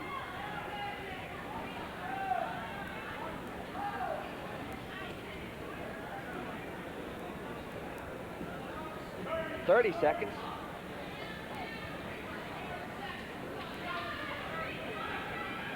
Petrillo, he is going to go on to the state tournament with an undefeated record. It'll be now 21-0-0. It'll be stalemate there. 17 seconds.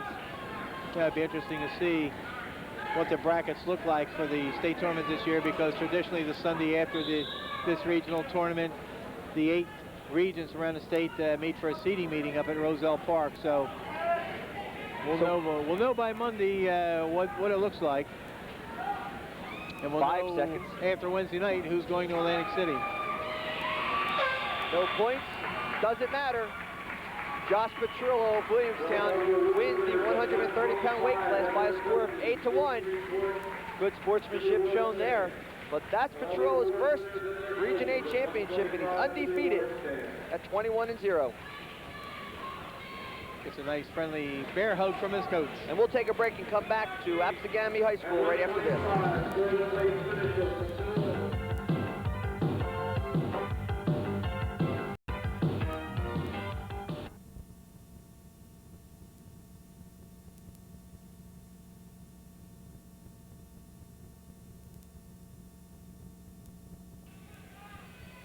We're at 135 pounds. We're a 4-time District 32 champion, John Martin of Absegami. He's 29-0-0. He gets a quick takedown right there. He's going up against Mark Di Fipianto. He's from Pensgrove. He's 29-0-0, and he's a senior. So DeFilip Antonio from Pensgrove, he has his hands full. He's losing 4-0 that quickly. I couldn't say his name I'm with glad the you large. said DeFilip Antonio or whatever you tried by to the say time, the first by time. the time I did that, it was 4-0. I sat up next to his father up in the stands there the other night, and we just were calling him DeFlip, hey, DeFlip. Yeah, I like that. But John I'll Martin tell of you what. Absegami, he's already declared where he's going to school. He's going to Oklahoma State University. Has 119 career wins, 8 losses, and 2 ties. He's been super in this tournament so far with a 135 pin against Scott Walker, Jason Baker of Pennsville in the first round, his first round of quarterfinals, beating Clarence Cannell of Kingsway by a fall in 5:37. Clarence came back with a pin of his own against DJ Gore of Highland to take 3rd place. And that pin at the consolation was pretty impressive because Gore was 28-1 at the time. His only loss came at the semifinals. Yeah, you had 1, 2, and 3 coming into this tournament. Seeds 1, 2, and 3 all unbeaten. Martin was unbeaten. DeFilip Antonio was unbeaten, and DJ Gore was unbeaten. So DeFilip Antonio gets the 1 point. It's now 4-1, and a nice fireman's carry. Martin unable to complete the move at the moment. Hasn't given up on it yet. Oh boy. No points. It's 4-1, Martin of Absegami. Amazing, really amazing. 119 wins for John Martin, as we mentioned earlier, Nick.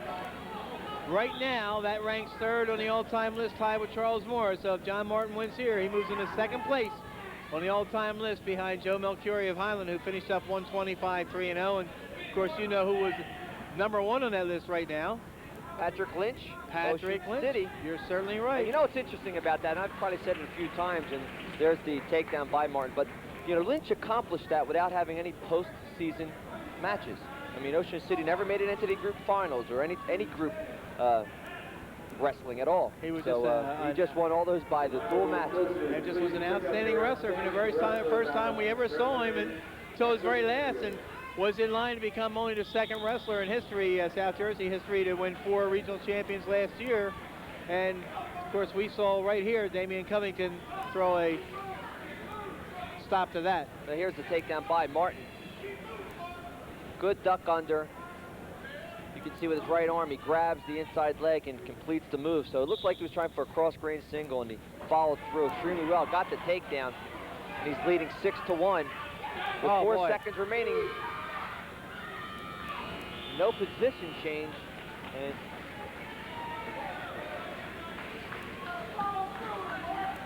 let's go to an interview with Clarence Cannell. Okay, guys, thanks a lot. With me now is Clarence Cannell. Clarence had a tough semifinal match against John Martin, probably everybody's favorite at 135 pounds. And then you had to go in there and wrestle DJ Gore, who was undefeated coming in today. Did you let that intimidate you at all? No, I try just to wrestle my best against everybody. Did you get a chance to see him wrestle? And if you do you like to scout your opponent? I think scouting helps, but I didn't get a chance to see him. What was the reason for the first period pin? What did you do? I just caught him in a cradle, put him on his back. Okay, now what about Super Regions and then going upstate? Do you have any goals, mapped out? Not really. I haven't really thought about it. I'm just trying to take it one match at a time. Okay, last year you wrestled, I believe, at what, 140, and this year at 135. Was it tough to, to keep that weight? It's a little hard. I kind of have to run a lot, but it seems to be paying off. Okay, Clarence, thanks a lot. Congratulations. Thanks. Okay, guys. Thanks, John. And Clarence Cannell, that consolation win. When you go back and you look at Region 8 competition, that's a big win. I mean, DJ Gore was undefeated going into the semifinals, loses, and then Cannell comes back and pins him with a 1 minute, 8 second pin in the consolation. Yeah. Well, just that quick a reversal by, what is Martin is smooth. He is now leading 8-1. And look at this. No change in position yet. I'd like to, there's an escape awarded. Like now 8-2, and Martin's trying to step over. No points awarded. There's the takedown. It's now 10-2. Dare I say something before a quick move here? We know we got a couple of big things coming up this week, Nick. John Mondelli's Sports Week this week will feature an hour program on what to expect in a state tournament. And there's Gene Barber in the corner with one of his assistant coaches. In this particular match, it's Kevin Robinson. You only have two in a corner, so John Cheatham, another assistant coach, is the man behind the scenes tonight, not allowed in the corner. But we have an hour show coming up on with John Mondelli on previewing the state tournament. Be Wednesday of this week, and then on March 13th and 17th at 8 p.m. people who don't get a chance to get to Cherry Hill East High School and see the Super Regions will see it on Channel 5.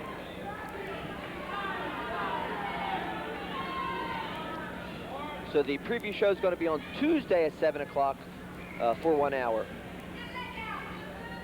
And not on Wednesday. So Tuesday, and boy, I look forward to see that because I'm going to learn something. Well, you know, I liked it when all wrestling was done at Princeton at one time. Didn't have to worry about the Super Region stuff. You know, I have a hard time spelling my own name, so it's difficult to follow all these wrestlebacks and who's wrestling where at what site. But 38 seconds remaining, and John Martin leading 10-3. What a great match. You know, what a great match. You got Al DiGiacomo, the one official, Roy Fenimore, the assistant. Got a 10-3 score with John Martin leading. This is a wild one. I think a lot of people saw Martin pin the first time, pin the second time, and felt that maybe he would come in and pin another one, but DeFilip Antonio is doing a great job. Well, you know, DeFilip Antonio, he is undefeated. He's 29-0-0. And John Martin is leading this match 10-3. Four-time district champion John Martin. Fourth as a freshman in the region. Second as a sophomore. First last year. He's already signed with Oklahoma State.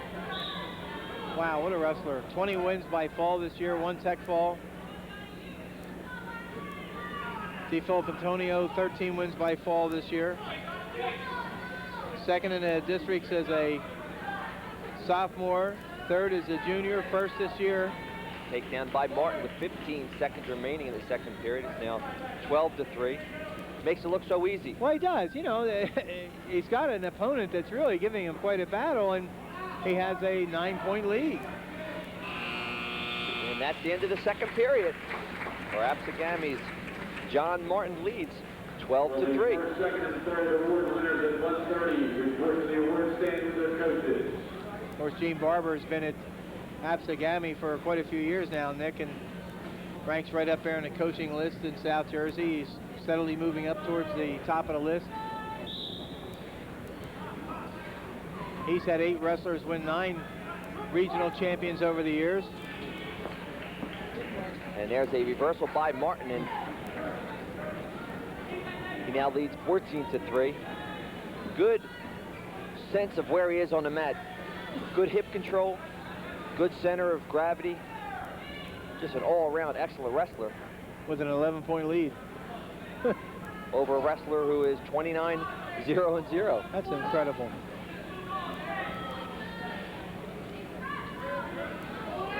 Now we got a stalling warning on the bottom man. The top man's crunching him and he gets warned for stalling. Well, I don't know if it should be. I mean, I think Martin's wrestling enough for both of them. So. Yeah. How about these names for some testing your memory, Nick? Oh, stop that. I really don't have one. Absegami regional champions Doug Hickman, Joe Pauls, Vinny Levin, who went on to win a state title. That's the one I remember. Bob Scannell, twice a regional champion. Joey Martin, John Martin's brother. There's an escape for Penns Grove. Granby roll. Now 14-4. Dave Longo, Scott Ackerman, whose father runs this tournament so well here at Absegami. And John Martin, of course, himself last year, going after being the second 2-time winner in school history. Well, what can you say about Absegami, Nick? Harry Ackerman, the AD, has put together quite a crew here. And a full house tonight. You see the stands packed with fans. I wonder whether it would take it if he ever gave it up. Scary to think about that. Now he just runs a nice tournament here. You know, from everything just runs so smoothly. From the seating meeting on Sunday that starts around noontime here, and I've been to it many years, he treats the coaches like she's just outstanding service. You know, has food for him every round and tries to do everything he can for the spectator, for the fan. Oh, quick move. Martin tries to spin behind. And he does finally get the Western ride, and he gets the takedown. It's now 16-4. Wow. And he is just 3 points away from a technical fall, and here's the cradle. Oh, boy. If he could just hold him right there for a 3 count.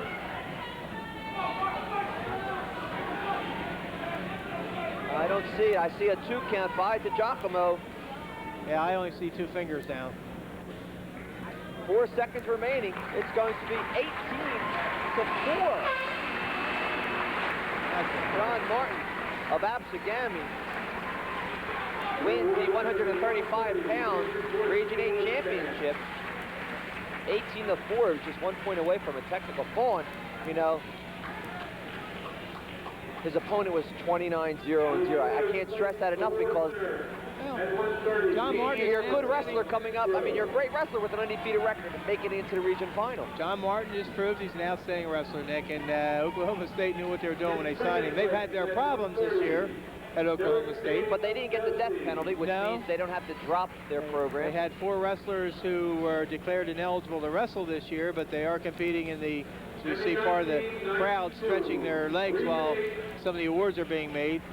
We're waiting for the 140-pound weight class,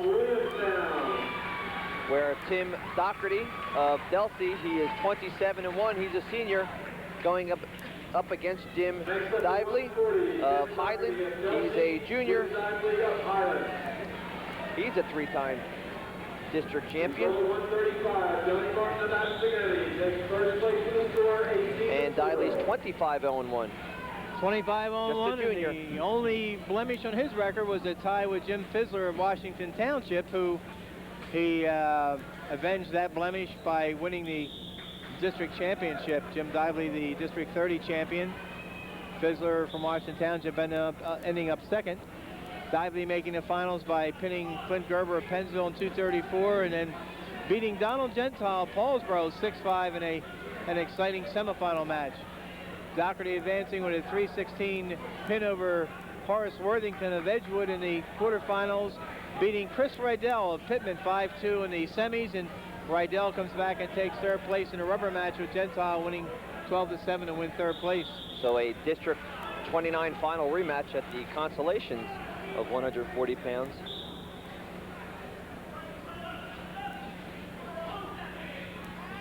That rubber match was Gentile winning the dual meet, Riddell winning the district championship, and then battling for 3rd place to go into the state tournament here tonight. Riddell coming out on top. Dively sporting a huge knee brace on that right leg. It's almost goes from the thigh almost to the ankle. And it really doesn't seem like it has affected his wrestling through this tournament. No. Doherty is so tough. His only loss this year, Nick, was on an injury default to Dave Hughes of Jefferson when he actually knocked himself out and was not allowed to continue wrestling. Doherty from Delsey gets the takedown. He leads 2-0.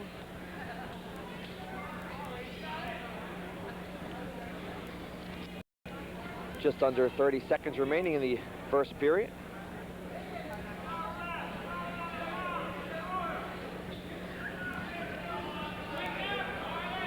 Delsey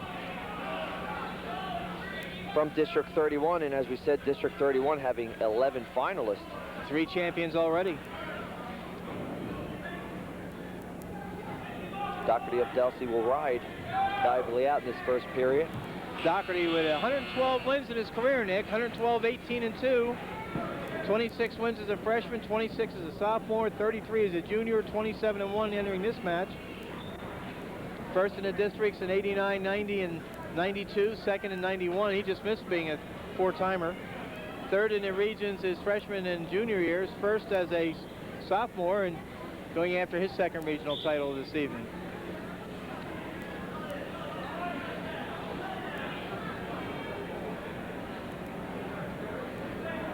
Of course, the coach in Highlands Corner, Ralph Ross, who is the winningest coach in South Jersey history in total number of wins, over He's over 400 now. Top 3 award winners at 135. We report to the award stand with your coaches.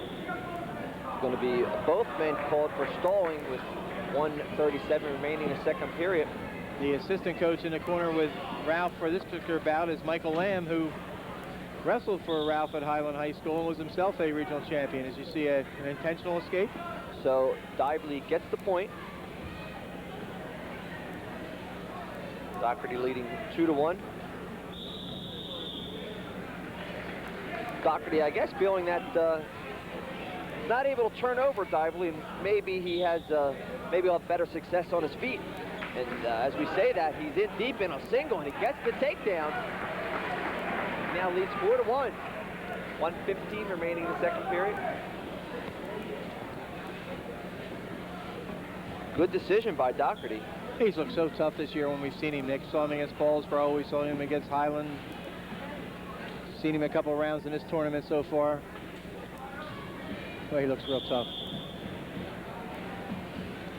So, John, you looking forward to the state championships down to Atlantic City? I hope I don't see you on the tables. I hope we'll see you at convention, the convention hall there. Yeah, I think I'll keep my mind on wrestling this week. So Doherty's going to let Dively up once again. He did that with 57 seconds remaining in the second period. Going out to Oklahoma City to see the Division I Nationals in 2 weeks, so saving every penny I can get right now. Well, I must be confused. I didn't know if Channel 5 was sending us out yet. I've been away for a couple days. I don't know if I got the message on my answering machine, whether or not they were flying us out to the to the finals out there. So maybe when I get back home tonight, there'll be a message on there. Well, haven't you been chasing after a jacket for the last 5 years? No, I gave up on the jacket. 23 seconds remaining. Doherty of Delsey leading 4-2. Remember, he let Dively up with just 57 seconds remaining in the second period. Doherty with 112 wins, and of course, if he notches another one tonight, when he's on his way to that, as we get a stalemate call, he would tie Jason Suter of Paulsboro with 113 wins. Suter finished his career 113-12-1. Doherty called for a caution, and that's going to be a stall warning against green, and there should be a point for red. That's right. So Doherty gets a point. Dively stepped back right off the whistle. It's now 5-2. Tim Doherty of Delsey, and this is 2 seconds remaining. Nothing yet. Nothing yet. No takedown. Back close. Not enough. At the end of the second period, Doherty leading 5-2. Had him on the ankles, but as we've seen so often in this tournament, you can go in there low on the ankles and get a grip on there, but you've got to move up and establish control and do it while your supporting points are in bounds in order to get the 2 points. And by getting control, you've got to get up above the knee. You've got to work your way up above the knee. If you're the person on the ankles, you've got to get some type of control. And usually what that is probably one arm at least, minimum. Yeah, they have to move up off the ankles, up past the calves, get up around the knees, and we get a caution on. That's Dively again, so that's another caution. And that was done with no time on the clock. The clock didn't even tick yet. That's a quick finger on that guy operating the clock. So Fenimore elects to get in the back, and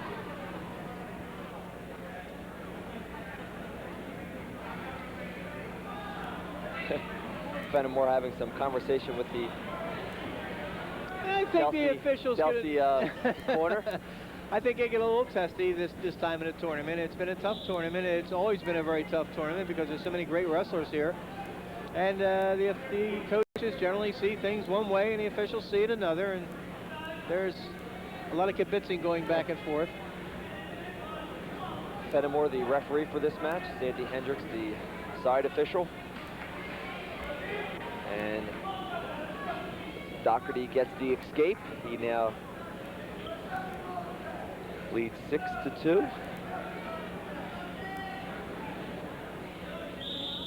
And a stalemate called. And we're going to start on our feet. 1:28 remaining in the third period.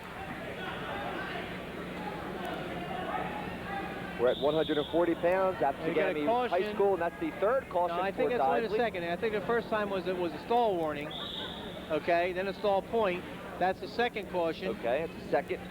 So no points on that one. That's right. What that means is next time there would be a point award and then a point thereafter for any other additional caution calls. Caution will not get you disqualified. I thought he was called for a caution earlier on his feet, and then a caution on the top when he was top and bottom, and then a caution right now. I thought that was his third caution, but it's not there. Yeah, the very first time. 105. Very first time I thought the green armband went up, I thought it was for a stalling warning. Well, I had to put my money on you. You're the man. You have the records. You got the book. 58 seconds. 6-2. Doherty of Delsey leading. Doherty is intense. 7th match of the evening. Jim Dively, as you mentioned, undefeated this year. 23 wins as a freshman, 25 as a sophomore, 25 this year, 73 wins in his career, but he's running up against a man who's got 112 and as a senior, a year older and a year wiser. Oh, tough competitor. 28 seconds remaining in the third period. Tim Doherty of Delsey leading 6-2 over Jim Dively of Highland.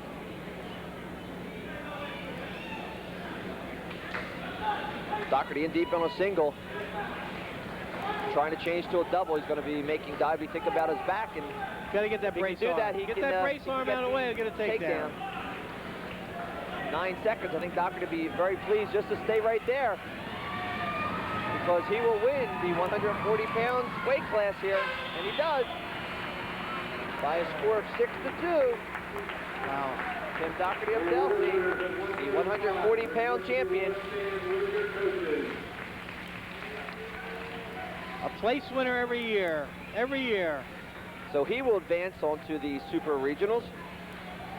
And we'll take a break, come back to Absegami High School right after this.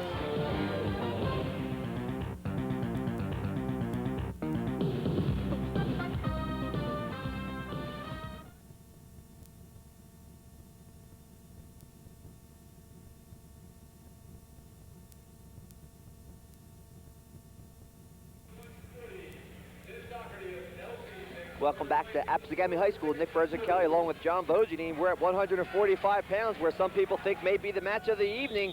Matt Suter of Fallsbury's 31-0. He's a junior. He's going up against Kip Covington of Overbrook. He's a senior. He's 19-0. And we've seen the Covingtons in action. They have been the giant killers here at Region 8. Well, that's for sure. Damian Covington last year doing such a great job on Patrick Lynch.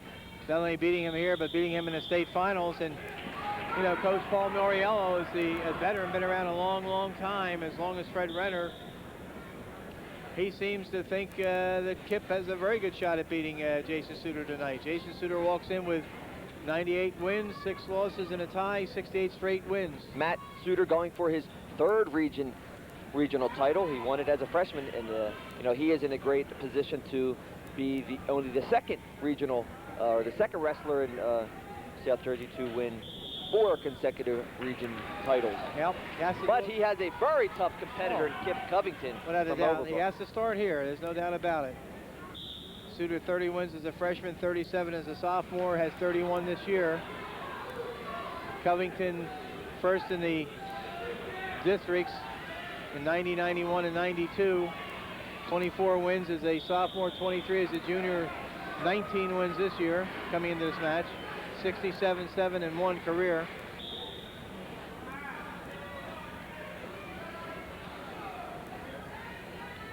We can mention that Matt Suter is the co-holder of the all-time New Jersey State record for wins by a junior, currently held by Patrick Lynch, and as I say, a co-holder here, 98.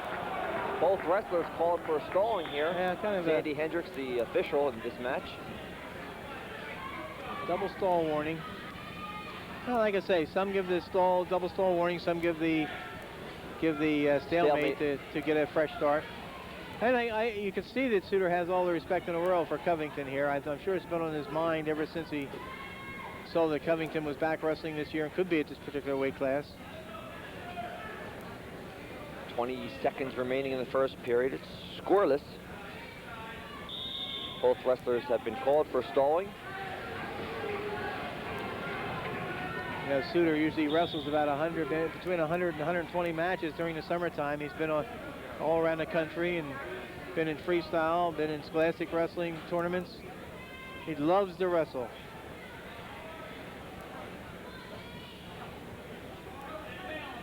One second, that ends the first period. A scoreless first period. Wow. One thing I've enjoyed is this new overtime criteria, if that's what you want to call it, where wrestling starts immediately. You get 2 minutes. Right First away. person gets point wins. If nothing happens within the 2 minutes, it's 30 seconds, top and bottom. If you can get out, you win. If you can ride them out, you win. So really have enjoyed that in this tournament. Now, I think the fans really appreciate it too, because there's no decision making. There's no let's go to the book for the winner. You just go to the score clock. Doesn't leave it to chance. Everything carries over, so if you get warnings, there's an escape. So Suter Granby rolls out for a 1-point escape with 1:40. Yeah, the big remaining. asset here with Covington, Nick, is he is so very, very strong. So when he gets on the mat, he's a very strong rider. And of course, Suter had to pull out his bag of tricks there to as you can see how strong he is going in on that. Single is Suter able to fight it off.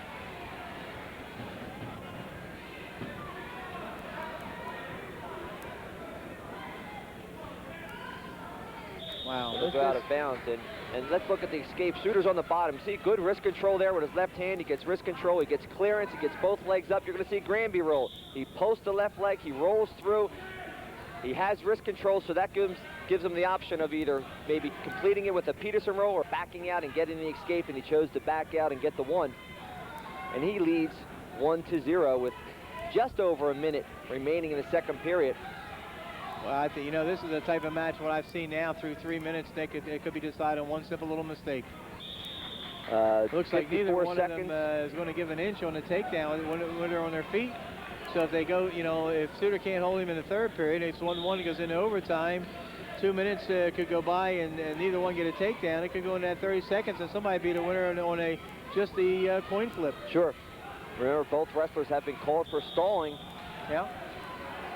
Keep that in mind. 43 seconds remaining in the second period.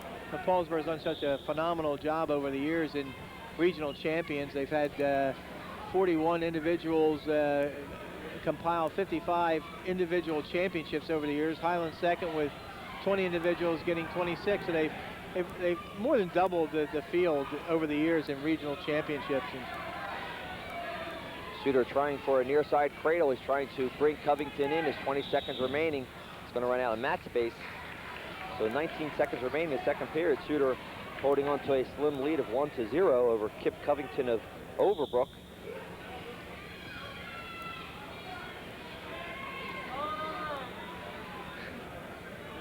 Ten seconds remaining in the second period.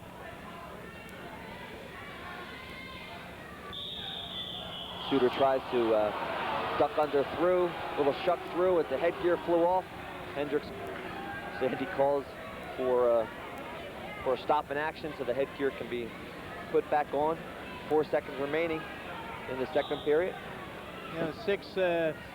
Six regional championships have gone to Suters over the years. Jack Suter winning in 1971, Nick. Tim Suter in 1978. Jason Suter winning twice in 85 and 86, and Matt Suter in 90 and 91. So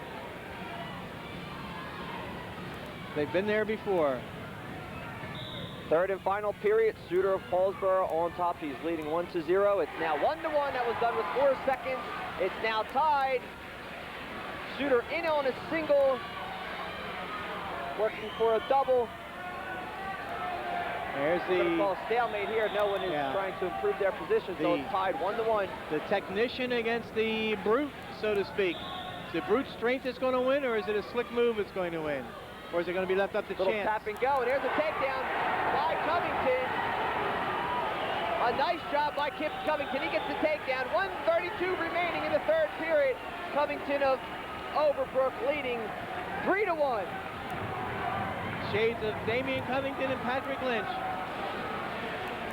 Suter executed the move, and Covington just shook him off, used his brute strength.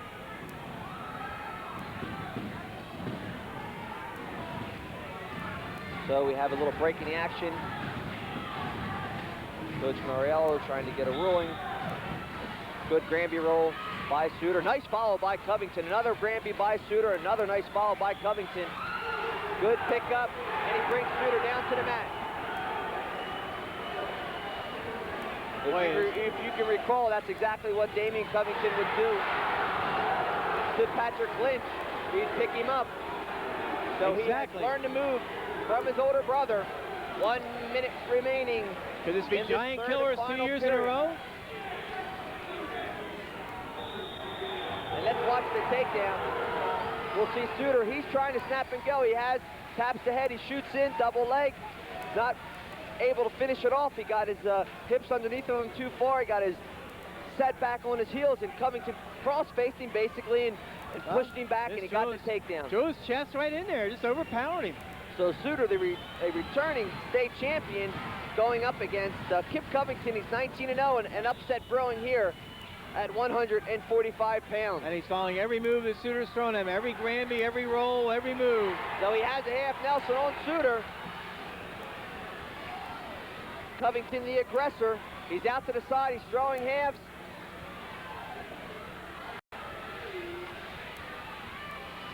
He is leading 3-1. Yeah, Paul Muriello said the day of the seating meeting, it didn't bother him one bit that Kip Covington was seated number 2. He said he had a wrestler seated number 2 last year and went on to become a state champion. He said the same thing can happen again. You got to wrestle somebody some point in time, and that's where we are. 34 seconds remaining. Covington of Overbrook High School winning 3-1.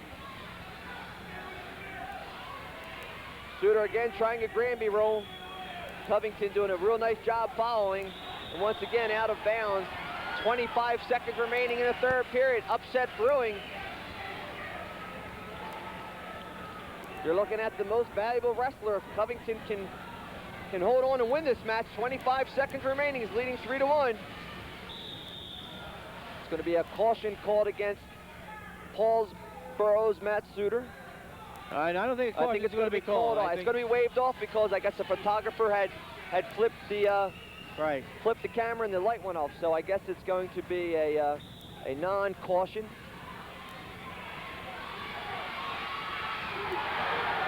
Suter in on a Granby, standing Granby. Oh, it is! He's got 2. He's got back points. 15 seconds remaining. This is a big 2 and 3 move. Matt Suter going to win this match. 8 seconds remaining. He can hold it. If he doesn't, he's got to turn to the feet. He's got a 5-point move. No time left. The match is over. I'm not going to call it. But Suter got a 5-point move. If anything, Covington got a neutral. But I think Matt Suter of Paulsboro has won this match and has won his 3rd region championship. And you saw Sandy Hendricks shake Kip Covington's hand because that's the type of match it was. The score clock reading 6-3. Matt Suter of Paulsboro has won the match, and everybody in this gymnasium is on their feet. What a great match. What a great, great, great match. Matt Suter hit a standing Granby roll into a Peterson roll, and it was a 5-point move with 14 seconds remaining, and the gymnasium here respects it and appreciates it. And we're going to take a break, and we're going to come back to Larry DeVault at 152 right after this.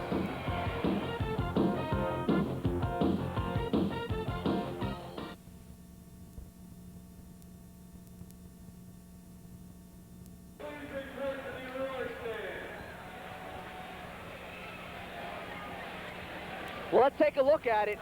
Oh boy, saving this one. Here it is, Matt Suter. 15 seconds remaining. He's trying to get a stand up. You see Covington, 2 hands, tries to break him down. Suter brings it right into a Granby roll. He takes a Granby, he works it right into a Peterson situation. He has the arm knocked off, the leg locked off. 14 seconds now remaining on the clock.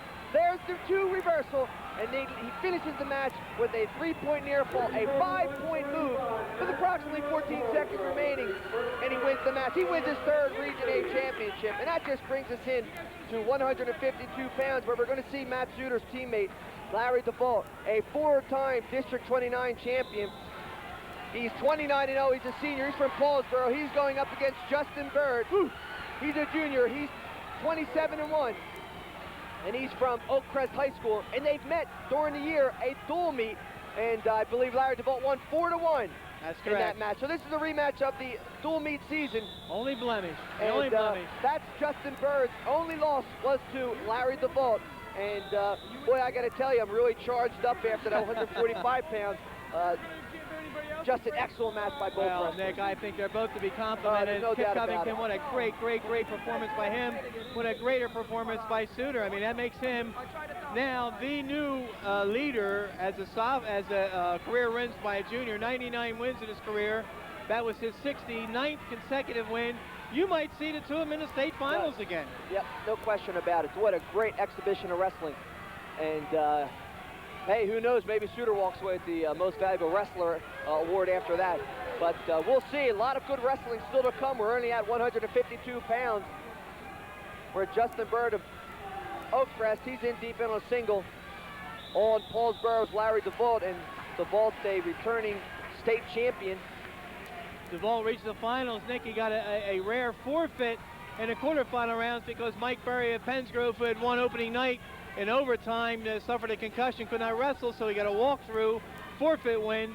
Then he won in a fall in 131 over John Jernigan of Williamstown in the semifinals to get himself into the finals. Justin Bird, the District 32 champion, 25-1, won a very close match against Ben Gismondi of West Deptford, 4-3 in his quarterfinals. Then he won his semifinal against Alex Morales of Buna, 3-2. So two very close matches for Bird, but he's going to let it all hang out here in this match. But he's got nothing to lose. You know, he's the underdog. He's already lost once. So, you know, if he takes some inspiration off of the Kip Covington match, you know, you just go out. You just wrestle. You have nothing to lose. You're supposed to lose, you know, on the books. John Jernigan coming back to take third place for Williamstown by beating Alex Morales 4-3. Larry DeVault, geez, Nick, a four-time district champion. The third one we've seen tonight, Michael Ware and Joe Martin, the other ones. Four-time district champions. You see Paul Marina, the head coach, and Tyrone Hamilton, one of the assistants in the corner. DeVault fourth in the region his freshman year, third his sophomore year, first last year, first in the state last year. He has 67 consecutive wins coming into this match.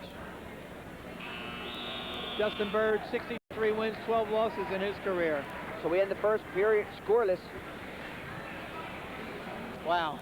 How do you match that last weight class? That's interesting because, you know, Suter tried so many Granby rolls, and he finally was able to come through with it with just, you know, 15, 14 seconds remaining in the match. And he hit it with 2 and 3. Ending up with the Peterson at the tail end of it. Granby into a Peterson.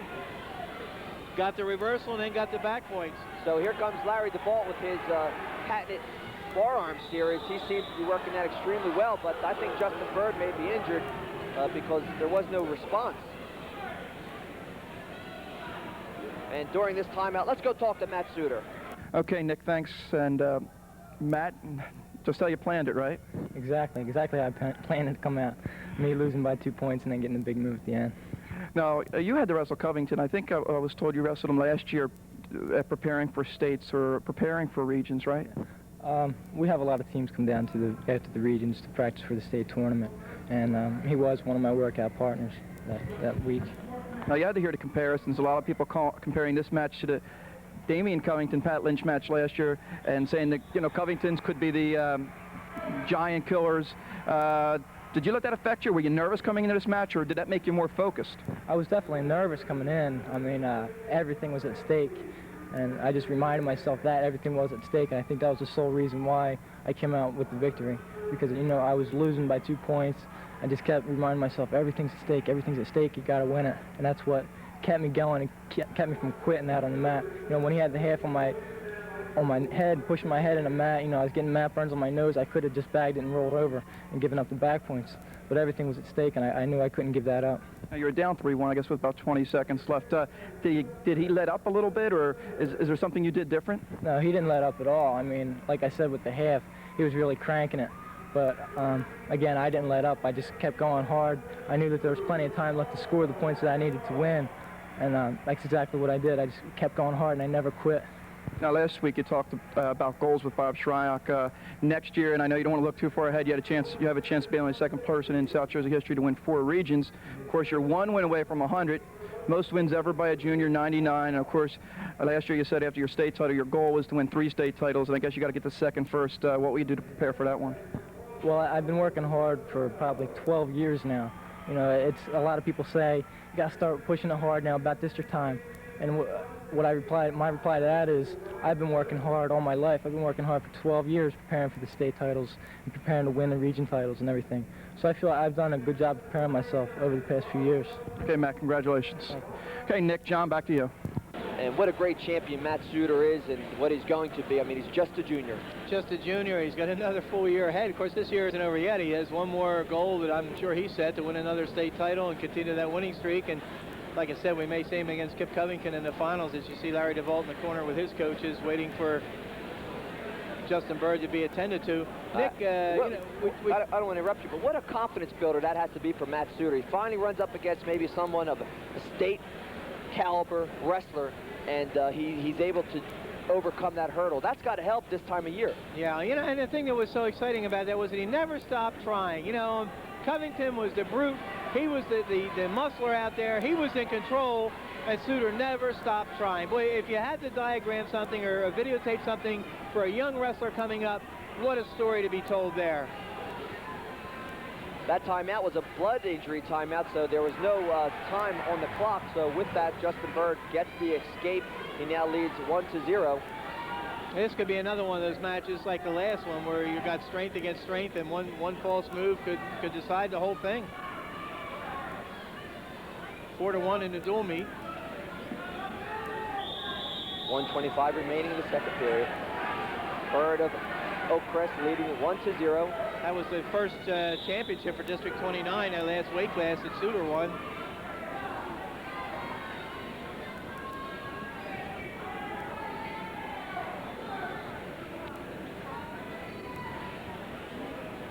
It's figured to be a sparring match. It's matching up just the way it happened during the regular season. It was only 4-1 regular season. Not really a lot of wrestling going on, just some good wrestling, and DeVault in on a single. Good move if he can balance it. No points. Bird able to stay facing DeVault, gets up in the neutral position. In the semifinal match where DeVault wrestled Jernigan, he had re-injured his taped hand. You can see his right hand is taped up. Spoke to his father right before the finals, and it's really a serious bruise on that hand, and it seems like he may have re-injured it again in the semifinal. Oh, and of course, when you meet this caliber of wrestler in these tournaments, the hand gets no rest. 25 seconds remaining in the second period. Bird of Oakcrest leading 1-0.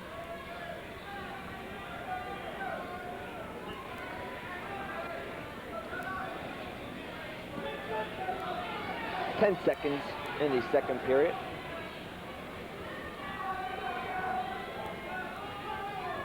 And we'll go to the third period with Larry DeVault of Paulsboro down by 1 point.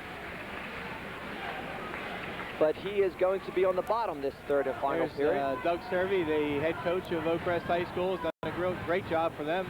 What a great coach he is. I mean, he reminds me of Steve Isles in that type of caliber, because he has such control over his team. He has composure, just a class act. Right. Of course, he got him to the state championships this year in Group 3. They ended up finishing third. There's a caution while we were talking there for Justin Bird.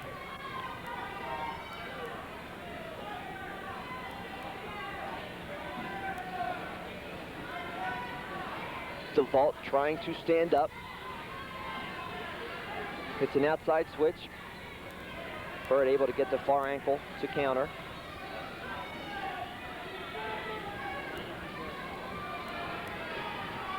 Again, he tries to hit an outside switch. He's hipping. Oh boy. He's going to get the reversal. There's the two, and a nice outside switch by Paulsboro's Larry DeVault. He's now leading 2-1. All right, now he wants to keep it tight down to the mat, Nick. He's trying to break Bird down and trying to tight waist near arm tilt. DeVault, real strong competitor on the top. He likes to work that Hamilton ride. He likes to work that forearm series. He leads 2-1. Got to keep him flat, though. He's got to keep him down on the mat. He's got to get to the side, get to the bar, so he's not called for stalling. He has one arm barred. Just under 1 minute here, remaining third period. And work it inside. He'll be all right. Got to stay on the mat. And 47 seconds remaining in the third period. The ball to Paulsboro leading 2-1 over Justin Bird of Oakcrest, and we're going to have another injury timeout. You know, Nick, we talked earlier about the South Jersey Wrestling Hall of Fame being one of the sponsors of our telecast through the groups and the districts. Just looking at my list here of champions of the past, and in 1971, Hansi Van Brill from Gateway won a regional championship back in the days when there was only one region in South Jersey. Beat Mike Frick of Morristown 6-2. Van Brill Pools, of course, another one of the sponsors of our shows. This is the ball from the bottom. We're going to see him get his escape. He stands up and hits a power outside switch. You can see it. He gets the switch. He's going to hip out, and then he's going to get the reversal. Watch this hip movement out here. Good hip control. Good two-point reversal. Yeah. Well, they have to pull out their bag of tricks now. You know, Kip Covington was giving Matt Suter everything, and what a great job by Suter to keep his concentration level high. DeVault in the same situation here. He has to keep his concentration high. Yep, 30 seconds remaining in the third period. Larry DeVault of Paulsboro. He's on top. He's leading 2-1.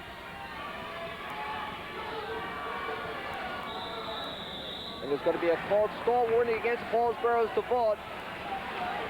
Maybe he's not getting to the side, but it's a stall warning. And if he gets another one, that's a point, and that'll tie the match.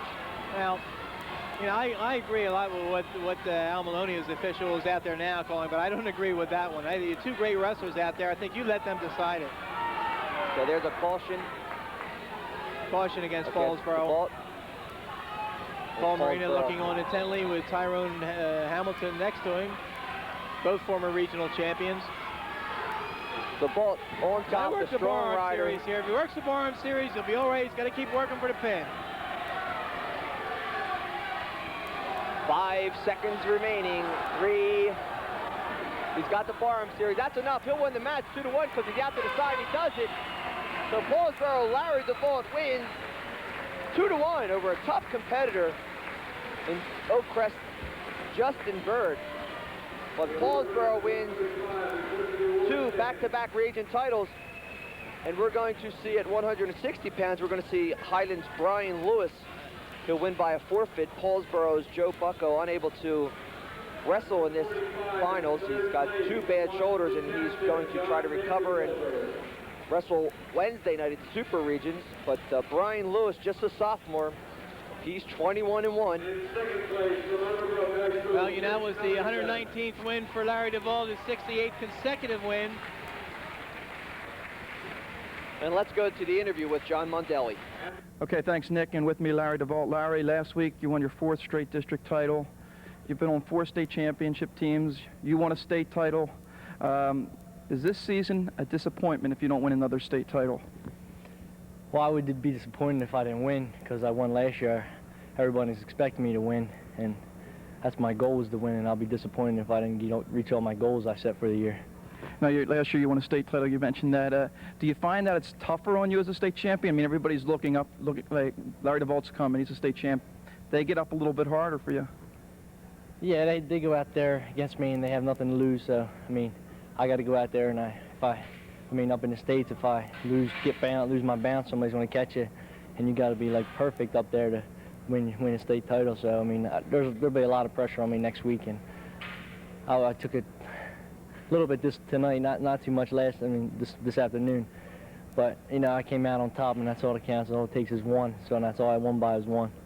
Now, this year you won all by pin or technical fall, except for Bird, and you know, 2 decisions, 4-1 I think when you wrestled in a dual meet, and 2-1 here. What causes a problem for you with him? I don't know, on our feet, I feel as though I'm tough on my feet, and he's supposed to be, I mean, of what people say, he's supposed to be going on his feet, but he backs up, and when I get my shots ready, he takes a shot, and then it's whoever picks bottom is going to win, and I've got bottom twice in the third period, and I got a reversal twice on him and won in each match, and I came out on top on both matches. Okay, Larry, thanks a lot. Congratulations. Thanks. Okay, Nick, back to you. And we're back, and appreciate that. And 160 pounds, we're just waiting for Brian Lewis to get his forfeit. And then we're going to see 171 pounds, Rob Christian. He's from Delsey. He's 27-1. He's a senior. He's going up against Deptford's Frank Carter. He's a senior. He's 20-0-0. And there's Brian Lewis getting his hand raised. And what a tough competitor he is. And he's only a sophomore. Yes. And he's got 2 more great years ahead of him, no doubt about that. And that will be Highland's only win tonight, right? So far. And that may be their last wrestler anyway. So we're at 170 pounds, 171, excuse me. That's Frank Carter of Deptford. What a tough match he had in the semifinals against John Statello of Holy Spirit High School. That was a 12-10 match. Well, was that ever exciting, Nick? I mean, the points are, were flying fast and furious, and both young men, strong, tough football players, and they sure showed it. It was like the gridiron out there. Breakaway tackles. Christian, of course, the excellent senior from Delsey High School. 80 wins in his career, 20 losses, 3 ties this year. Going into the finals, 27-1-0. That lone loss to Brad Sakovich of Jefferson early in the year, 11-8. Sakovich, I'm sure you're going to see his name among the final 4 to 6 competitors in a state tournament. Christian had a 156 fall against Ben Thies of Oakcrest in a big headlock by Rob Christian of Delsey. He got 2, and some back points being awarded, and Carter's going to roll him out of bounds. And a 2 back and a 1 neutral. About that. So that was a 4-point move for Rob Christian of Delsey, and a 1-point escape for Deptford's Frank Carter. So it's 4-1. A big headlock. I knew it was for Delsey. I knew it was wrong to start saying what happened in his tournament whenever that close. Christian won his semifinal match 16-2. Very impressively over Vince Layton of West Deptford, who we've seen a couple times this year. Carter advanced by a 5.25 fall. Real nice takedown. Of course, John, as soon as you start getting into the stats, that's when they start wrestling. But Christian worked the front headlock into a near side cradle, but he spun behind and got the takedown. And he worked that move well. He's now leading 6-1 with just 35 seconds remaining in the first period. He's tough. He's methodical. Carter the 5.25 pin, then the 12-10 win over Dadalo of Holy Spirit, who come back and took 3rd place by a point over Vince Layton in West Deptford. Mentioned just a minute ago that win by Matt Suter he's now the all-time New Jersey career win record holder for a junior, 99 wins. Pat Lynch, previous record holder with 98. And what a way to get your 99th win. Oh, what a great match. What a great match. 15 seconds remaining in the first period. Rob Christian of Delsey leading 6-1 over Deptford Frank Carter. And you want to wonder and think about, did the match for Carter in the semifinals take anything out of him, because it was an all-out. It was a war. Barn-burner. Yeah, you're absolutely right.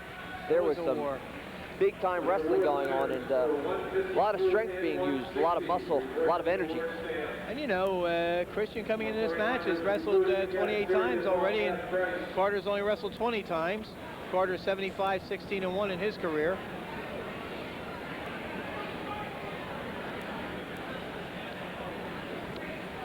Second period, Carter will be on the bottom.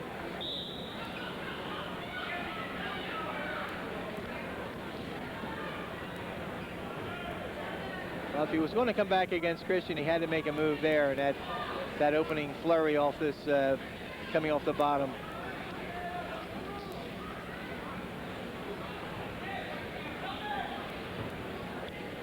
Christian out to the side, working the half. Delsey already with 1 champion tonight at 140 pounds, Timmy Doherty. So this is a situation where they had 4 guys in the finals, and they're looking for their second one here, which would tie Paulsboro with 2 champs. Look at that tight waist, near arm tilt, right on the line. And that's a 2-point near fall. And Christian leading 8-1. And battered and bruised at this time of the year. You see a black eye or a little cut underneath his eye. Get back Steve in Isles there. just pats it off and says, get back in the center, see you in a little bit. 1:25 remaining in the second period, and it's all Rob Christian of Delsey. He looks impressive, Nick. Carter 20-0-0. He's undefeated. He tries for a switch. Rolls through, no points. And stalling being called against Carter.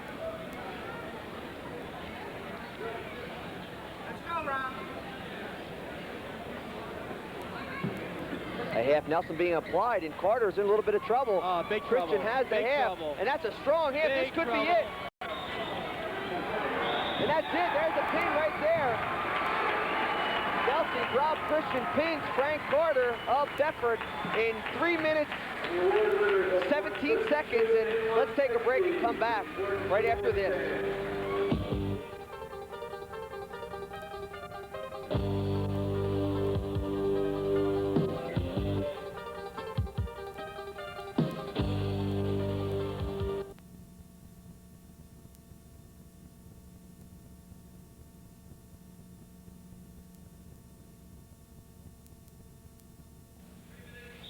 We're at 189 pounds where Paulsboro's Charles Fones, he's a senior, is 24-1. He's going up against Buna's undefeated Ron Roberts. He's 26-0 and he's a senior.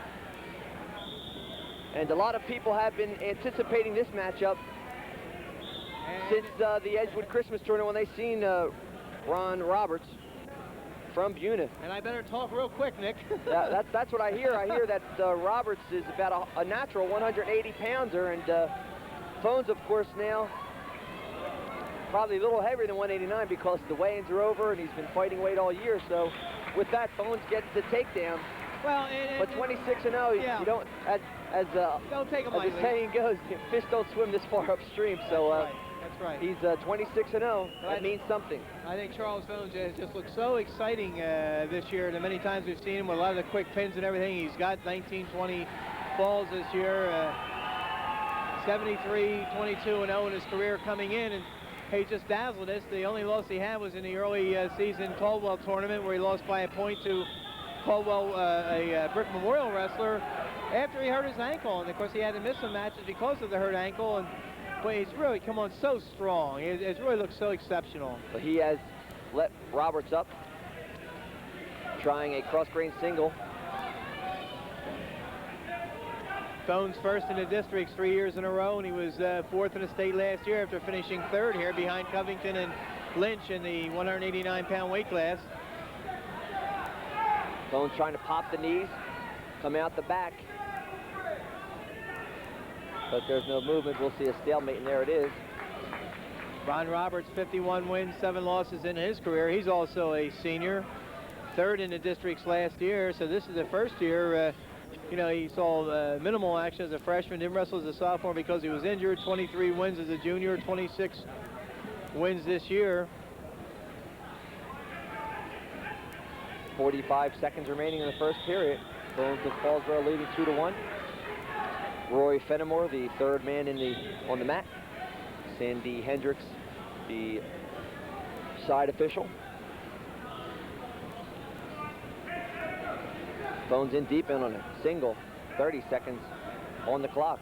This is a good test for him, just like the finals of the District 29 tournament was a good test for him. Adam Fox, who was third in that District 29, second in that District 29 tournament, finished third here by beating Ed Dietz of Washington Township 6-3. Well, Fones had to go a full 6 minutes with Adam Fox. Ron Roberts getting to the finals here by beating Adam Fox for the second time this year, beating 4-2 in the semis, beating 4-3 in the finals of the Edgewood tournament. That was the measuring stick that people were using trying to compare Fones and Roberts. Fones in again on a single. No time remaining on the clock. And Fones will take a 2-1 lead going into the second period. And maybe a tougher first period than Charlie Fones reckoned for. Fones had a 37-second fall in the quarterfinals against Mike Savita of Millville, won by technical fall. Pretty interesting call by Fones. He has elected to let Roberts up and tie the score. I guess feeling he's been in deep in on doubles and singles the whole time, so He feels a little stronger, but he's going for a little more than a takedown, and he comes away with nothing. Yeah, I think that time he should concentrate on getting the takedown first, then work for the break the man down, work for the fall. Don't want to get over anxious at this point, not when you're meeting an undefeated wrestler. He's in deep in the single again, but Roberts doing a good job breaking him down, cross-facing, trying to spin behind. And he's going to get the takedown, and there's the 2. And remember, Fones elected to let him up. He's now losing 4-2.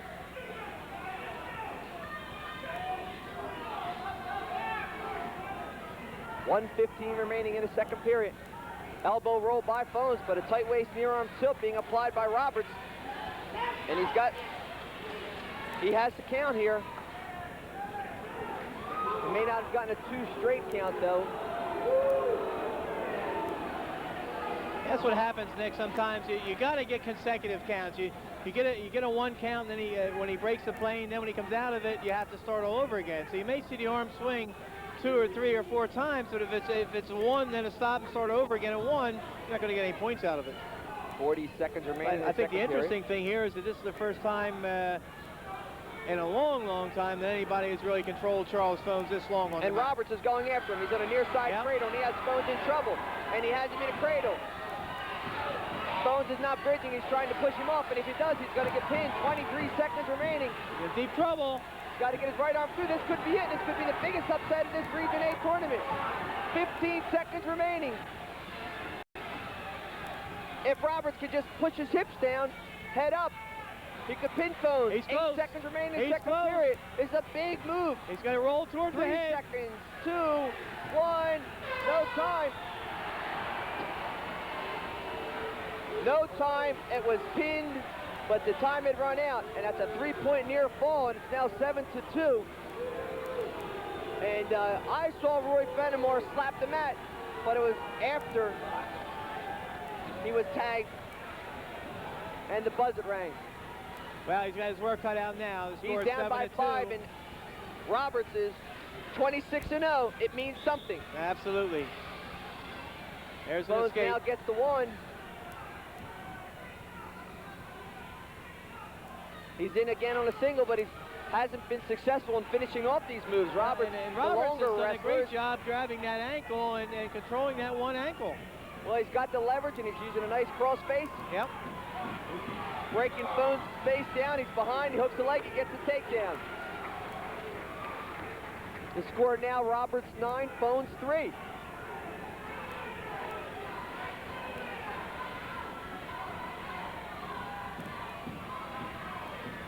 Good switch. No points. Roberts still in control. A lot of mat savvy there. Buna trying for their second region champion tonight. You saw at 103 pounds, Bob Hansen of Buna win. Well, he's just a freshman, and Ron Roberts 1 minute and 7 seconds away, and you can see over top of the referee, head coach Doug Castellari. First year for Buna. He's got to be pleased what's happening tonight.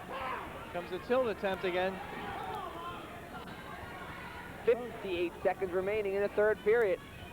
Well, I have to say that Roberts, the coaches have done a great job with Roberts because he has Fones scouted perfectly. Got a tight waist, tilt going on. Fones is in trouble. He's on his back. 40 seconds remaining in the third period. Roberts, figure 40, pins him. Ron Roberts of Buna pins Charles Fones of Paulsboro. 5 minutes, 24 seconds. How about that? A great job by Roberts of Buna. Went right after Charles Fones took his game plan away and pinned him in 5:24. And as I said, as the match went on, or excuse me, as the evening went on, look at your most valuable wrestler. It may be here. Of course, that won't be awarded tonight. That's awarded the Region 7 and 8 banquet. I think they do it now. I think they used to postpone it, but I think they do it now. But that was just a great job by Roberts. You know, he did not look extremely good in the semifinal. He only beat Adam Fox 4-2, but maybe he was conserving a little bit for the night because he knew what he had to do there, and he certainly did a great job on it. Oh, I mean, Fones was not even in the match. Nope. Roberts went after him, wrestled his way, and finish him off with in 5:24. As the 171-pound awards are being given, we're waiting for the heavyweight classification. And boy, District 31 strikes again, Nick. Where Jim Charlante of Hamilton, he's a senior, is 26-1. He's going up against Bill Clayhar of Princeton. He's 19-2, and he's a junior. And you got District 30, Charlante against District 31, Clayhar. If Bill Clayhar were to win this, what a great night for District 31 that would be. They already have 6 individual champions. Well, let's take a look at the pin by Roberts. It looks like the move was actually initiated by Phones. He tries to roll through and tries to beat this Hamilton ride, but he rolls through, and Roberts does a real nice job by figure fouring the head. And when he did that, he took everything away from Phones, and with that, he got the pin at 5:24. Just a great balance shown by Roberts. Charlante here is the winningest wrestler in Hamilton history, 86 wins, 13 losses, and a tie. Only loss this year was to Brian Bartell of Edgewood, who was eliminated from this tournament Friday night. Bartell won his first round, then he was pinned by Clayhar in 31 seconds. Charlante trying a headlock from Hamilton, but Clayhar rolling through, but Charlante completes it. If he can head up, look up to the rooftop, he'll pin Clayhar. 51 seconds remaining in this first period. He's got him tight, Nick. It's tough to get out of this one. You gotta watch his balance. Needs to stay perpendicular, needs to keep his hip down, his head up. He could become the first wrestler in Hamilton history to win a regional title right here. It looks tight. Oh my. Charlante. How's he not flat? How's he not down? That's about it now. That could be it there. That's it. That's 1 minute, 45 seconds. 135. 135. 135. Jim Charlante of Hamilton wins with the pin at 145. The winningest wrestler in Hamilton history becomes the first Region 8 champion in Hamilton history. And he does it in a great fashion by pinning his opponent. And there you see a very happy and excited wrestler. And a nice headlock. It's really unusual to see a headlock applied by a heavyweight. So and we're going to take a break and come back with a wrap-up right after this.